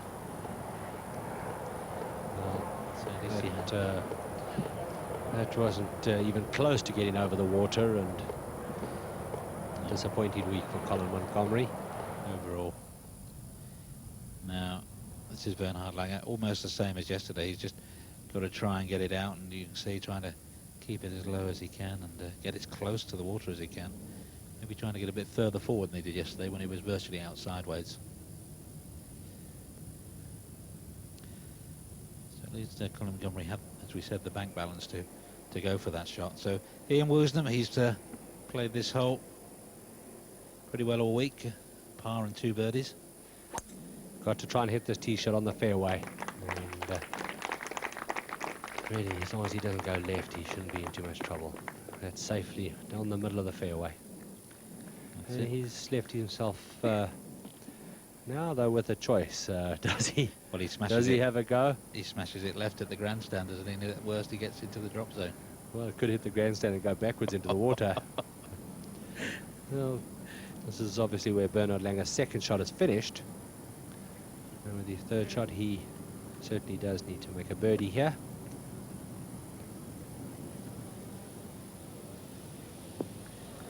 Beautiful shot. Another putt to tie Bernhard Langer. Let's not forget Richard Green, though, also at 15 under alongside Langer. Langer will have a putt to tie Greg Norman. And Richard Green needing a birdie also for a share of second place and possibly an eagle. We're still waiting for that second gold coin to be claimed, and just the one so far today from Emmanuel Canonica. Bernhard doing a little bit of greenkeeping there. We'll be back on the tee with Richard Green. Now for him, maybe he has to tend to fade this shot a little bit, otherwise if he draws it, he's got to go over those trees and draw it back away from them. Oh, that's perfect. Now don't go in Don't. the divot, Mark. Oh, Even think about it. it was close, wasn't it? That would have been cruel. There's what he has left. This, a moment or two ago, was Greg Norman giving it his best shot. A birdie at the last. A 66. Leader in the clubhouse at 16 under. But Ian Woosnam only needs a par to finish at 17 under. Now Colin Montgomery playing 4. He's going to drop out short of the water, taking a penalty shot.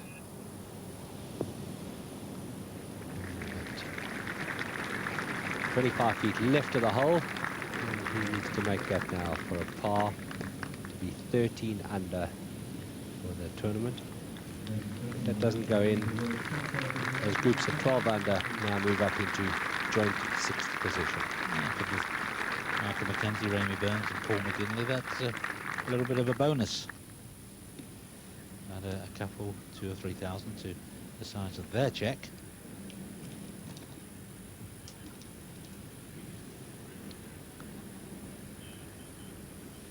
Again, Colin Montgomery hasn't quite found his best form. Classic Colin Montgomery, ladies Here he and gentlemen. comes, memories perhaps of 12 months ago when he hunted down Miguel Angel Jimenez, and do you remember this? Winner for the last 4 consecutive years of the Volvo Order.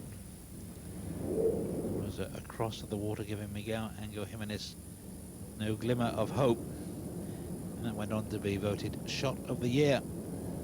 And you can see the pin almost in the identical position to where it was last year on the final day. So a good reception for Colin Montgomery. Not to be his year this time. The man who was second in 95, first last year. So by his standards, you want to make that putt to at least stay in the top 5.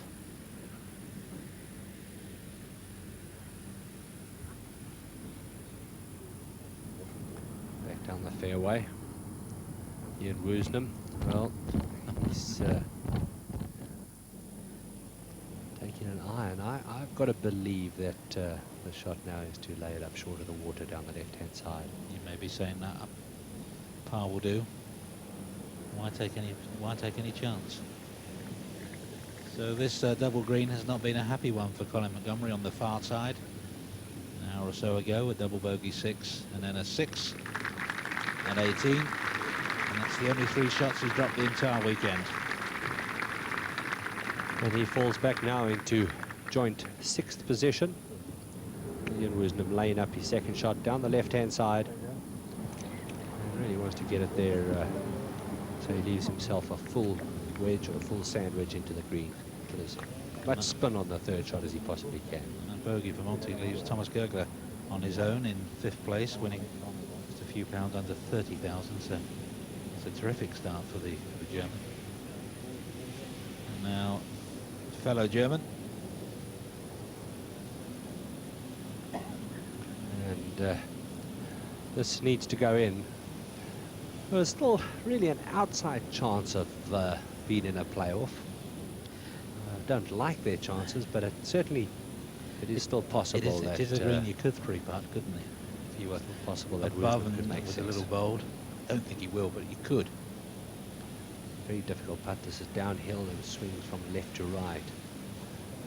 See Peter Coleman now step away. 2 more looks at the hole. There's a little waft at the ball. Didn't have any conviction in the putting stroke at all. No, it was always, as you said, Dale, not an easy one.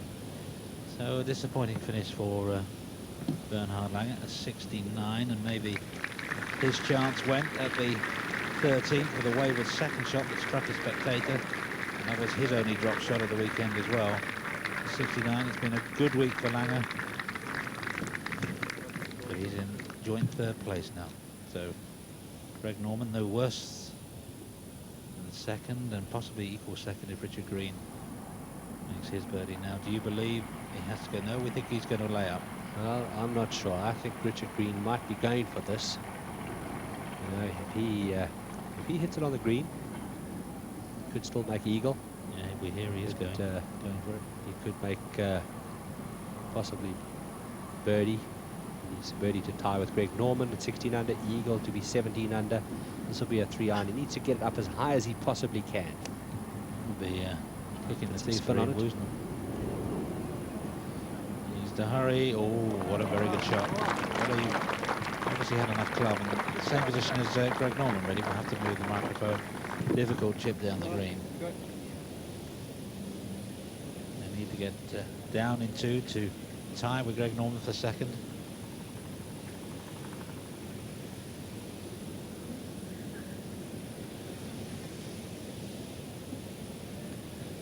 Right in just short of the water is Ian Woosnam's ball. A bit of wind from right to left. Hopefully, well, he'll be hoping that he's got a full sand wedge shot from there. He could put as much spin as possible on that. He tied 7th here last year with a last round 74. He's had 31 wins in Europe. Just a pitch and a couple of putts away from win number 32. Of course, it is his birthday today. He's 39 today. Oh no! I think it's in. It's in the water. He's asking for another ball, so it's definitely in the water. And now suddenly everything has changed. Oh. He needs now to get this up and down to tie Greg Norman. Richard Green needs to get up and down to tie Greg Norman. Yeah, well, it was so close, he didn't have to go for the pin. Anywhere over the pin would have done. Maybe just a fraction heavy and back in the water. He really has misjudged that, because he's 15 yards short of the flag there. don't think he mishit it. I think he misjudged it. Greg Norman might just have been arranging to leave for the airport. Greg Norman could sneak in here now Stay and where win you this are. outright. They're doing well suddenly now to get into a playoff with him. Playing 5. What? It's Did better not do now. that This the could first be. time. Well, down you come, and even that stopped on the slope. Unbelievable. Why didn't I do that the first time? Maybe thinking, I should have just hit it over the water, anywhere over the water could have done. Well, what drama in Dubai. Well, they gave him the present and they've just taken it away, possibly. It's now it's on the table, but it's not in his hand anymore. Well, this just might be the winning putt. Not Ladies sure and even gentlemen, Greg Norman believed that, US Masters that it winner, was. winner of 5 tournaments. This was for the birdie and for the 66 to set the target at 16 under. Don't forget Richard Green. Richard Green has 2 to tie Greg Norman, and maybe it will be a playoff between the Aussies. Well, that's the first prize there, £116,660. Second prize, £77,770.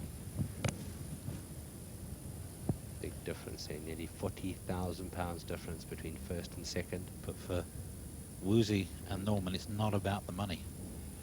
It's Well, I'm important sure. for sure, but it's titles, it's wanting to win, wanting to beat your fellow competitors.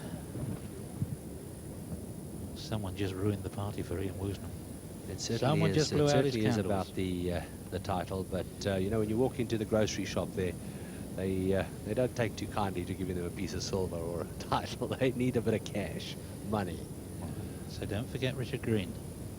Well, he's faced with this very, very difficult shot. It's straight downhill, and you've seen a lot of those shots how they turn from left to right. So he's not going to be able to pitch this on the green. He has to probably play a chip and run, and he has to run it through the fringe of the fairway. It's not similar to Greg Norman's, is it? Well, he's further to the left than Greg was, and I think that might even make it tougher because he may have to run it through more fairway than Greg did. Yeah, and then just hope that its own weight carries it down the slope to the hole. I mean, when it gets just before the shadow there, the ball almost has to stop completely. It's the top flight strata ball, new ball on tour this year. Set used by Mark O'Meara. Now that you were dealing in fractions. I tell you, that was very nearly a good shot. Just needed another fraction more, and that would have run all the way down to the flag. I suspect that he hit it the way that he planned to. Now we're left with a position where either Ian Woosnam or Richard Green have to make these putts to tie Greg Norman. There he is, the shark. Left it late. He was nibbling the whole week, and now he may have got his dinner. Well clear still at the top of the Sony World Rankings. And it's been there 90 weeks.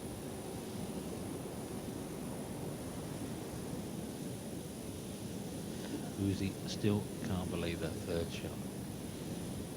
Gonna haunt him. First to putt there, Richard Green. This for the tie. And this very, very quick. He has to dribble it down the hill. Started outside the left of the hole, a few inches outside left. Get the pace right. A chance. Yes! We've got a playoff. Richard Green at 68 ties Greg Norman at 16 under. We have a playoff. 2 Australians so far. They're going to be in the playoff for the Dubai Desert Classic, and still to putt Ian Woosnam. What a performance from Richard Green, who is going to line up against Greg Norman. But will it be a 3-way tie? Ian Woosnam has a putt to join Norman and Green on the 17th, the first extra hole. And he needs to now push everything out of his mind. Get that 100% concentration back. He's done it before. Just repairing a pitch mark, wobbly going to work as well. If there's one thing that Ian Woosnam has got, it's guts aplenty. Took him many tries to get onto the tour in the first place, and of course he's won the US Masters. He was the first man to win $1 million in one tournament, in the $1 Million at Sun City, South Africa. Already won 31 tournaments on the European Tour. Not made easier by the fact that he's putting half in shadow through to sunlight. But it is an all or nothing putt. If he misses it, it's going to go 5 or 6 feet past the hole. Perhaps he has to just get the line right, as Richard Green did. That would have been a long way past had it not dived into the bottom of the cup. Well, it's a very quick putt, and it turns from outside the left of the hole.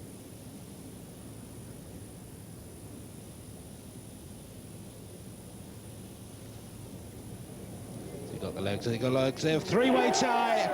What? I don't believe what I'm watching. Birthday party's back on. He had his hand on the present. They took it away, they put it back, and he's grabbed it again.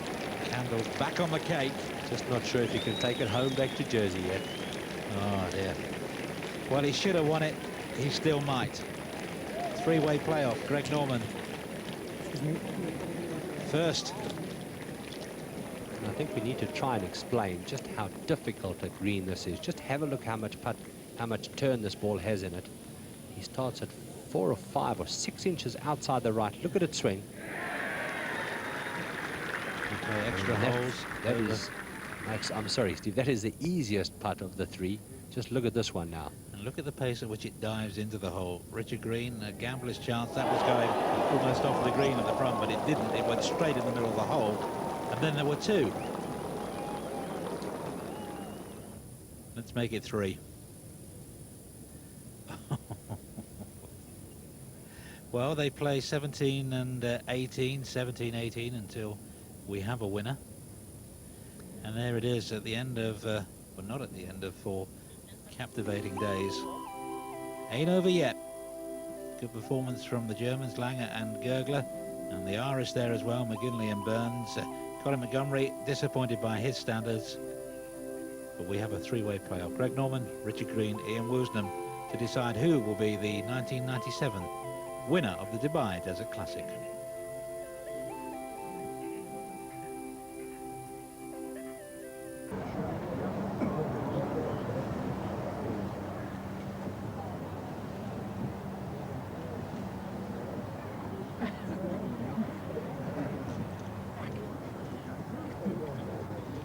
Got to decide who in fact is going to tee off first, and it looks like it's going to be Greg Norman. They can toss a coin when there's 2 of them. They have to draw lots when there's more than 2. This hole is 351 yards. The fairway narrows up at about 240 or 250 yards. So the tee shot down the middle, down the left-hand side of the fairway, 2 or 3 iron. It is sudden death. If 2 players make a par and 1 makes a birdie, that's it, it's over. If 2 make birdies, 1 makes a par, the one who makes the par drops out. So we keep going until we get a winner.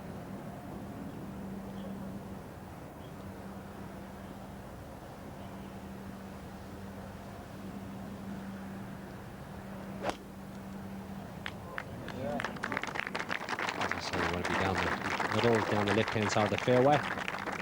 And that is in the perfect position. You'll see how narrow it is up here. With an iron in your hand, you shouldn't miss this fairway. Here we are, put you on the spot, Dale Hayes. Different ways of getting into this playoff. Who do you fancy now?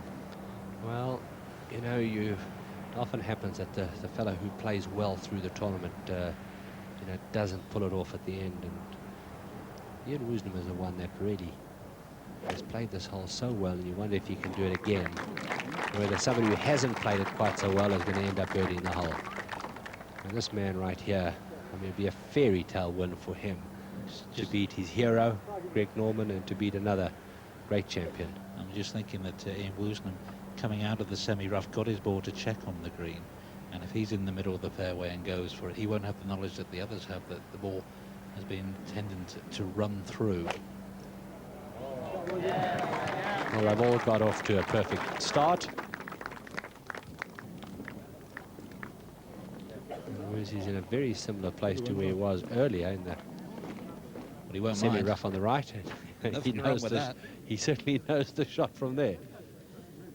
And he does, and maybe they can just get a bit more grip on the ball coming from there. Maybe the wind behind the fairway's cut a little bit tight.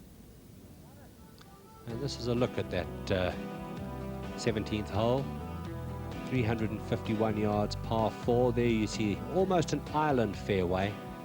Both sides you've got the desert lands, which aren't bunkers. You can ground your club if your ball does go in there, and then at about 245 yards the fairway twists to the right. Smallish green. Pin today is placed 17 yards on and just 4 from the right edge.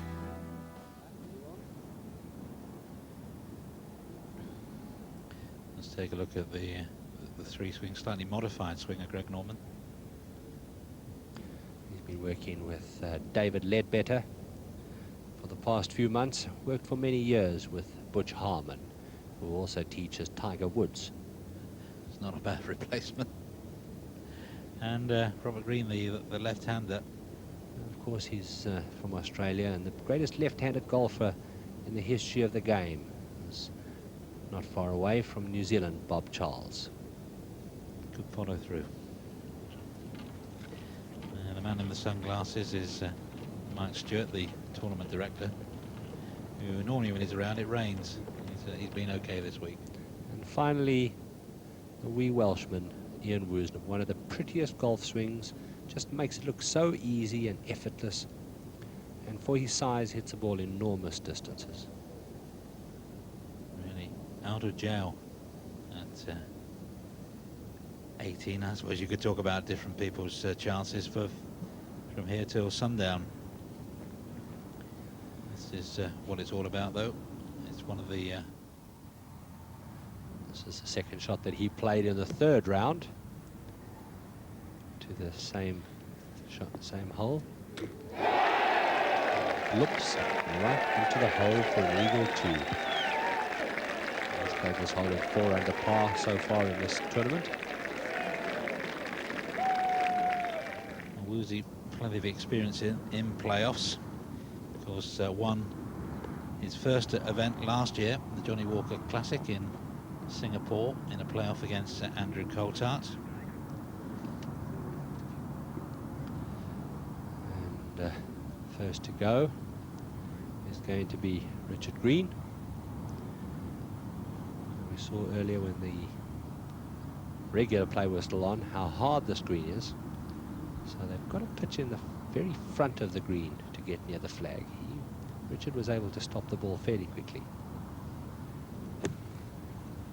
Still keeps the tempo of the swing. That's impressive. Now sit down. Well, that's the same shot pretty well as he hit first time round. It'll be his first experience in a playoff, certainly at this level. Greg Norman, of course, has been in some famous playoffs. Ian Woosnam's been in 7. He's won 3, lost 4. You have a good look at the shot that faces Woozy. He's got to come over the palm trees. They don't really affect the shot at all. He's got a sandwich here, so he'll be hitting way over those. The pin on the right edge of the green, so probably wants to keep a little left of the flag. Doesn't waste much time, does he? Now that gets the hard bounce. Well, it's okay, but we've seen everybody miss that putt on the left. So I would say at the moment, my gut feeling is that it's going to be difficult for Ian Woosnam to make 3 from there. At the moment, advantage Richard Green, but I think I'd like to be in this man's shoes right now. He knows the shot. He had the shot a few moments ago. He knows how hard the green is.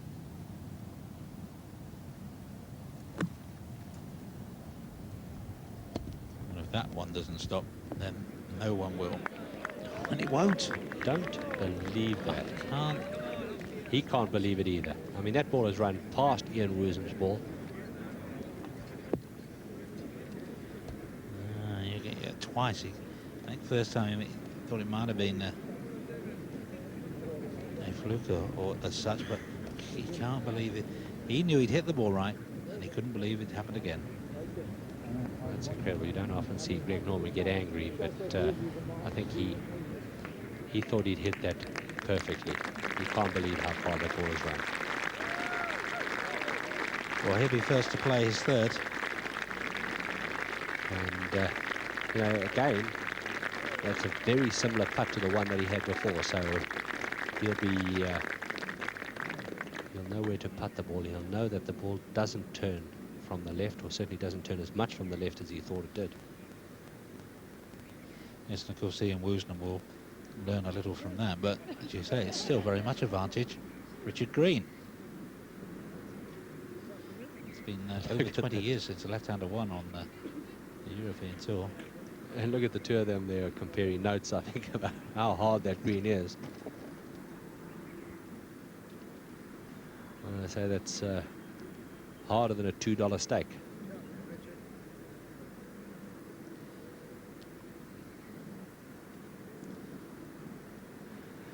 He's about 2.5 or 3 feet off the green, so he's got to putt through the fringe. And you never know what the ball is going to do, how it's going to react as it goes through the thicker grass.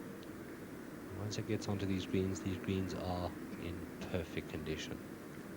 He does know the ball doesn't turn as much from the left as it thought it did the first time round.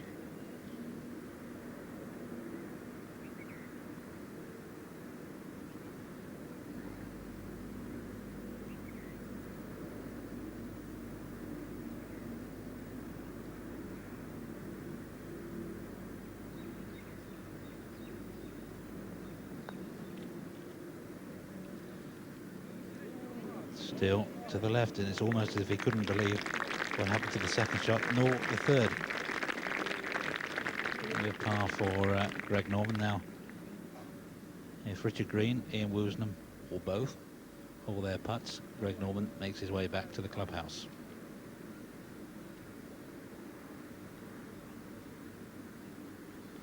This is probably the longest putt Weezy's had on this hole for a birdie. And he's also just off the green. He's gone to school on Greg Norman's putt. Knows the pace and knows the line.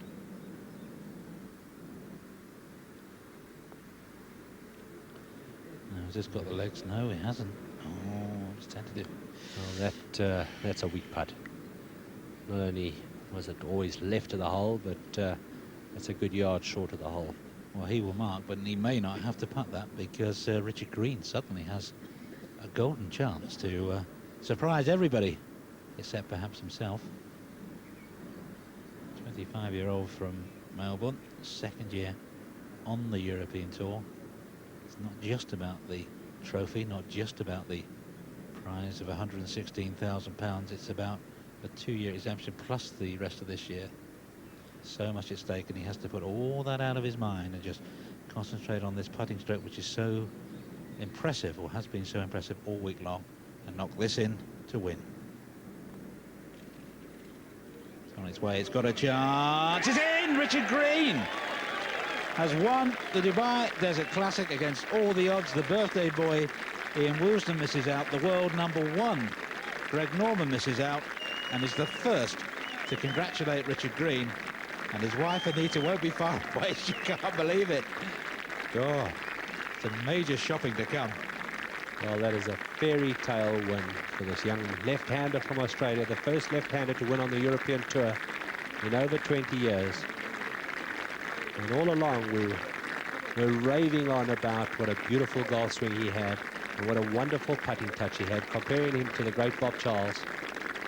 And there he is with his wife, who's carried for him for the last 4 days. Dark glasses on, tears of joy below those glasses, look, wiping them away.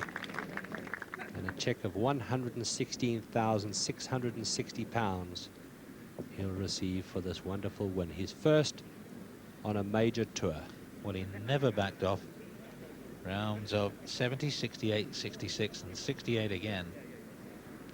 I think what we do need to maybe explain to some of the viewers who haven't seen a playoff for 3 people is that automatically Ian Woosnam and Greg Norman, no matter what happened on the hole, they will finish in joint 2nd place. Yeah. It wouldn't have made any difference if Ian Woosnam had missed that putt, because automatically they finish joint 2nd. You just look for the one winner, and that one winner is Richard Green. And although it doesn't show his name at the top of our leaderboard, Richard Green is the winner of the 1997 Dubai Desert Classic. So, 116,660 pounds. And pretty well the biggest trophy you've ever seen on the European Tour. And let's cross down to 17, and Richard Green is the winner, and he's down by 17, and before he gets the trophy he'll be talking to our man Andrew Castle. Yes, thank you very much. Anita first, Richard, because Anita, it's been an extremely long week. When did you know the last putt was going in? I don't know. I just knew it was going in. I just knew he was going to win. I just had this feeling all week. I just knew he was going to do it.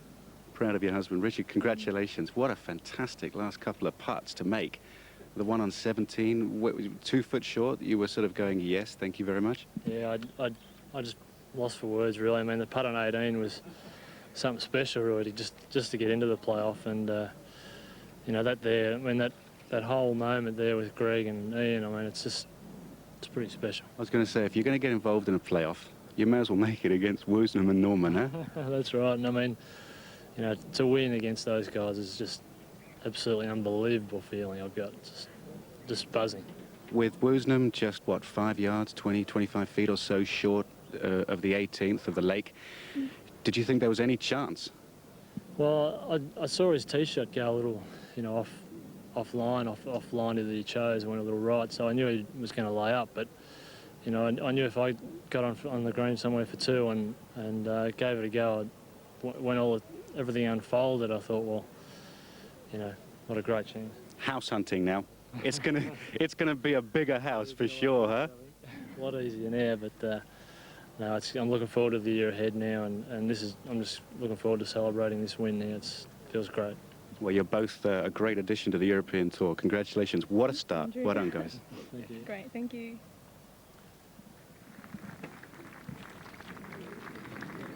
And this was the putt that did it. Around about a week Wednesday, Richard Green and Anita Green will wake up, pinch themselves, and find that it is true. He is the winner of the 1997 Dubai Desert Classic. I don't know how you topped the last 4 days. It has been absolutely terrific. So Richard Green wins in a playoff against Ian Woosnam and against Greg Norman. It's been my pleasure the last 4 weeks, and particularly the last 4 days, to have Dale Hayes in the commentary box with me. Hopefully it won't be too long before we do it again. Until then, from Dale and from me, Steve Beddow in Dubai, goodbye. Will he be the winner?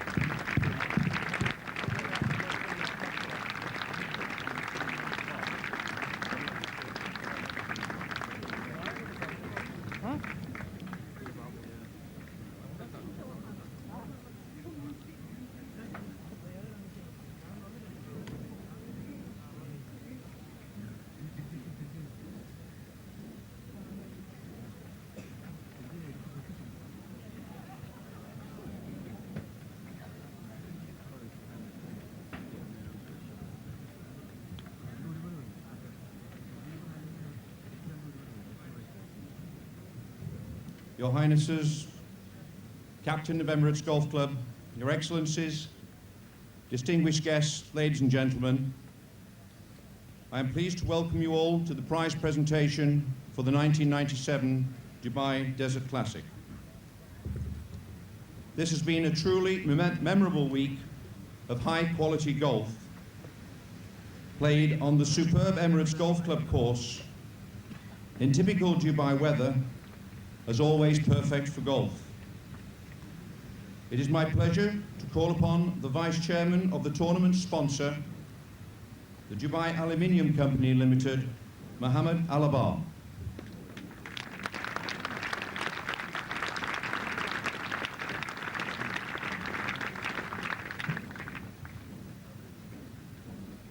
بسم الله الرحمن الرحيم. سيدي صاحب السمو الفريق أول الشيخ محمد بن راشد آل مكتوم، ولي عهد دبي، وزير الدفاع، أصحاب السعادة أيها السيدات والسادة، بالنيابة عن شركة ألمنيوم دبي دوبال، يسرني أن أرحب بكم في هذا الحفل الختامي لبطولة دبي ديزرت كلاسيك 97، وأنه ليشرفنا يا صاحب السمو وجودكم معنا في هذا الحدث الذي ما كان ليصل إلى مستواه المشرف الذي وصل إليه لولا دعمكم المستمر. لقد كانت دورة دبي ديزرت كلاسيك هذا العام مميزة بفضل جهود كافة الذين عملوا على إنجاحها لتكون حدثا يليق بسمعة دولة الإمارات العربية المتحدة ومكانة مدينة دبي. ولا يسعني هنا إلا أن أتقدم بجزيل الشكر لكافة المؤسسات التي ساهمت في إنجاح هذا الحدث وعملت متكاتفة كما عودتنا على جعل دبي مرة أخرى قبلة لمحبي الجولف في العالم. وأخص بالشكر هنا شركة ألمنيوم دبي، طيران الإمارات، دائرة المواني وسلطة المنطقة الحرة في جبل علي، ودائرة السياحة على دعمهم المستمر لبطولة دبي ديزرت كلاسيك. كما نتقدم بشكرنا لبنك دبي الوطني على مساهمته في هذا العام. ولن ننسى أيضا أن نشكر 250 متطوعا الذين ساهموا في التنظيم والمراقبة خلال الأيام الأربع الماضية.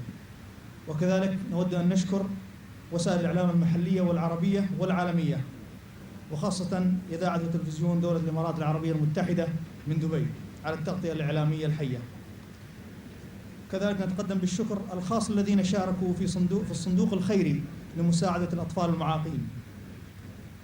ونشكر كذلك أعضاء وإدارة نادي الإمارات للجولف ومركز دبي التجاري العالمي على تنظيم وترويج هذه البطولة. كما نتوجه بشكرنا إلى هوزي لادبال الذي اختار دبي للعودة إلى ملاعب الجولف في هذا العام.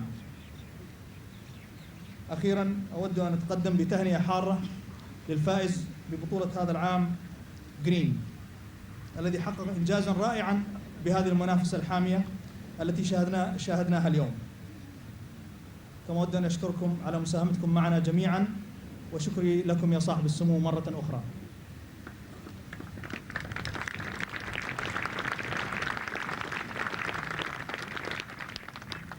Your Highness General Sheikh Mohammed bin Rashid Al Maktoum, Crown Prince of Dubai, Minister of Defense, Your Excellencies, ladies and gentlemen, what a show we have seen. Therefore, on behalf of Dubai, I would like to thank you so much for participating with us, and I hope you enjoyed the past 4 days, but I'm sure you enjoyed the last day.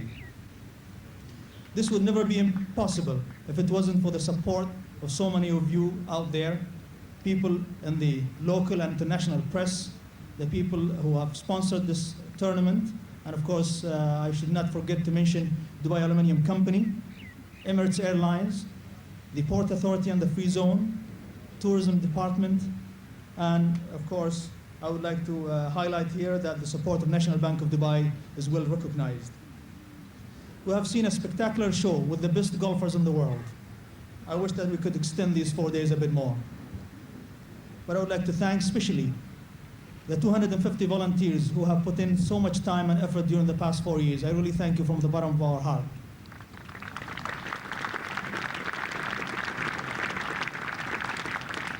My thanks will go to so many people, if it's the Emirates Golf Club and the members, or if it's the other colleagues who have worked behind the scene. I thank you so much. But special thanks to those who have participated in our charity pot and I thank you on behalf of all the kids in the city.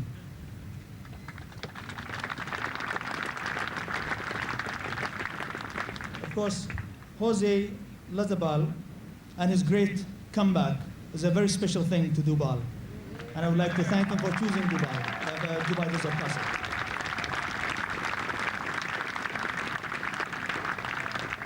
Dubai, I must say, is very proud that you come back starting here and on a very strong note.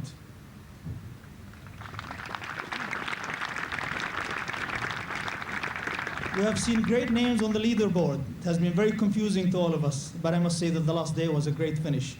I would like to congratulate all the winners.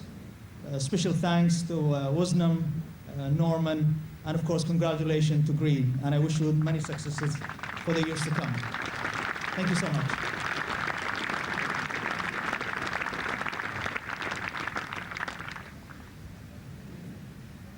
Thank you, Mohammed Alabar. I would now like to ask Mike Stewart, Tournament Director of the European Tour, to join me to announce the results. But before he does that, we would like to make a special presentation. This year's tournament marks the reappearance to competitive professional golf of one of the game's top players after an absence of 1.5 years. During this time, he must have wondered about his future in the game. The world of golf focused on his physical problems and wished him well. Those good wishes, I am sure, helped him to return to the game of which he is a true master. He chose Dubai to return to the game, and everyone around the world has been delighted to welcome him back. We are honoured he chose Dubai to mark his reappearance. And on behalf of the Dubai Desert Classic, all the professionals and officials of the European Tour, and golfers all over the world, we would like Your Highness to award a special memento presented by Dubai City of Gold to Jose Maria Olazábal.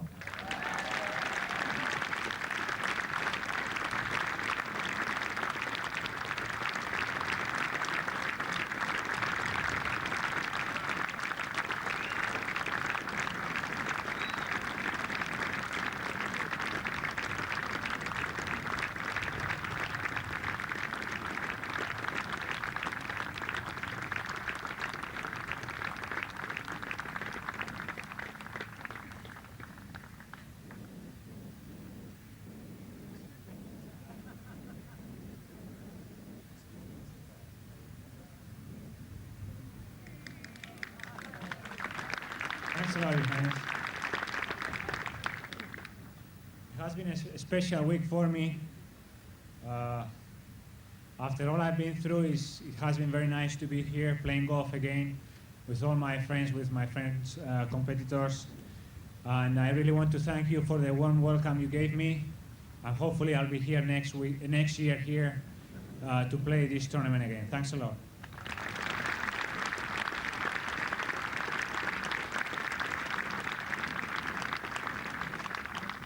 Well, after the most dramatic of playoffs, we have joint runners-up today. I'll call them up individually. Firstly, from Wales, winning a cheque for £61,000, Ian Woosnam.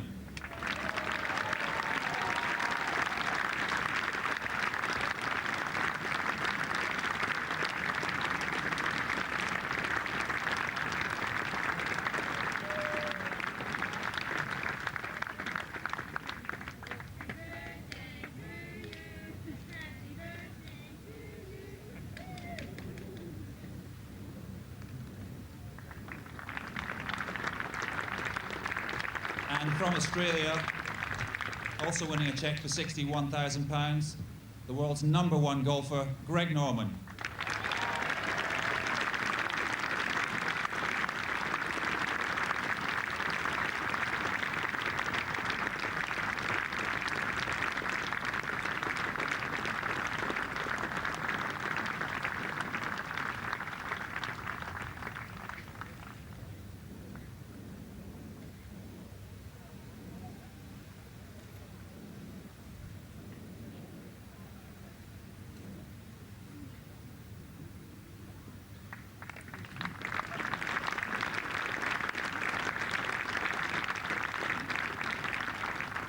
and with rounds of 70, 68, 66 and 68 for a 16 under par total of 272. Winning a cheque for £116,660, the Dubai Desert Classic champion for 1997 from Australia, Richard Green.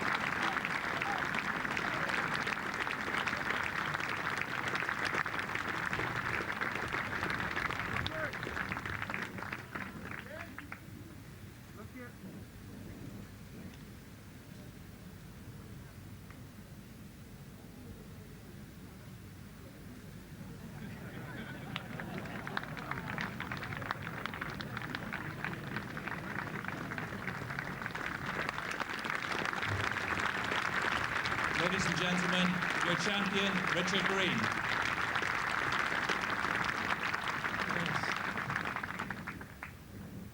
His Excellency, ladies and gentlemen, I'm pretty lost for words here. I've played some pretty amazing golf today, and you know, to win against the whole field here is something very special to me, and I'll cherish it for a long time. I must thank very special thanks to my wife Anita, who caddied for me all week, and she's been fantastic.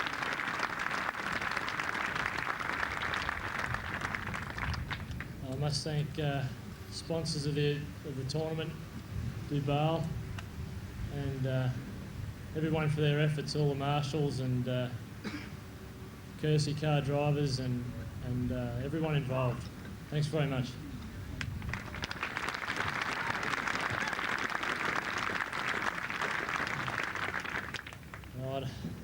I don't really know much more to say, but this feels great, and I'll cherish it for a long time.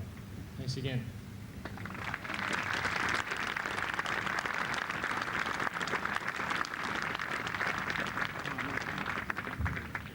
Your Highnesses, thank you for your attendance today.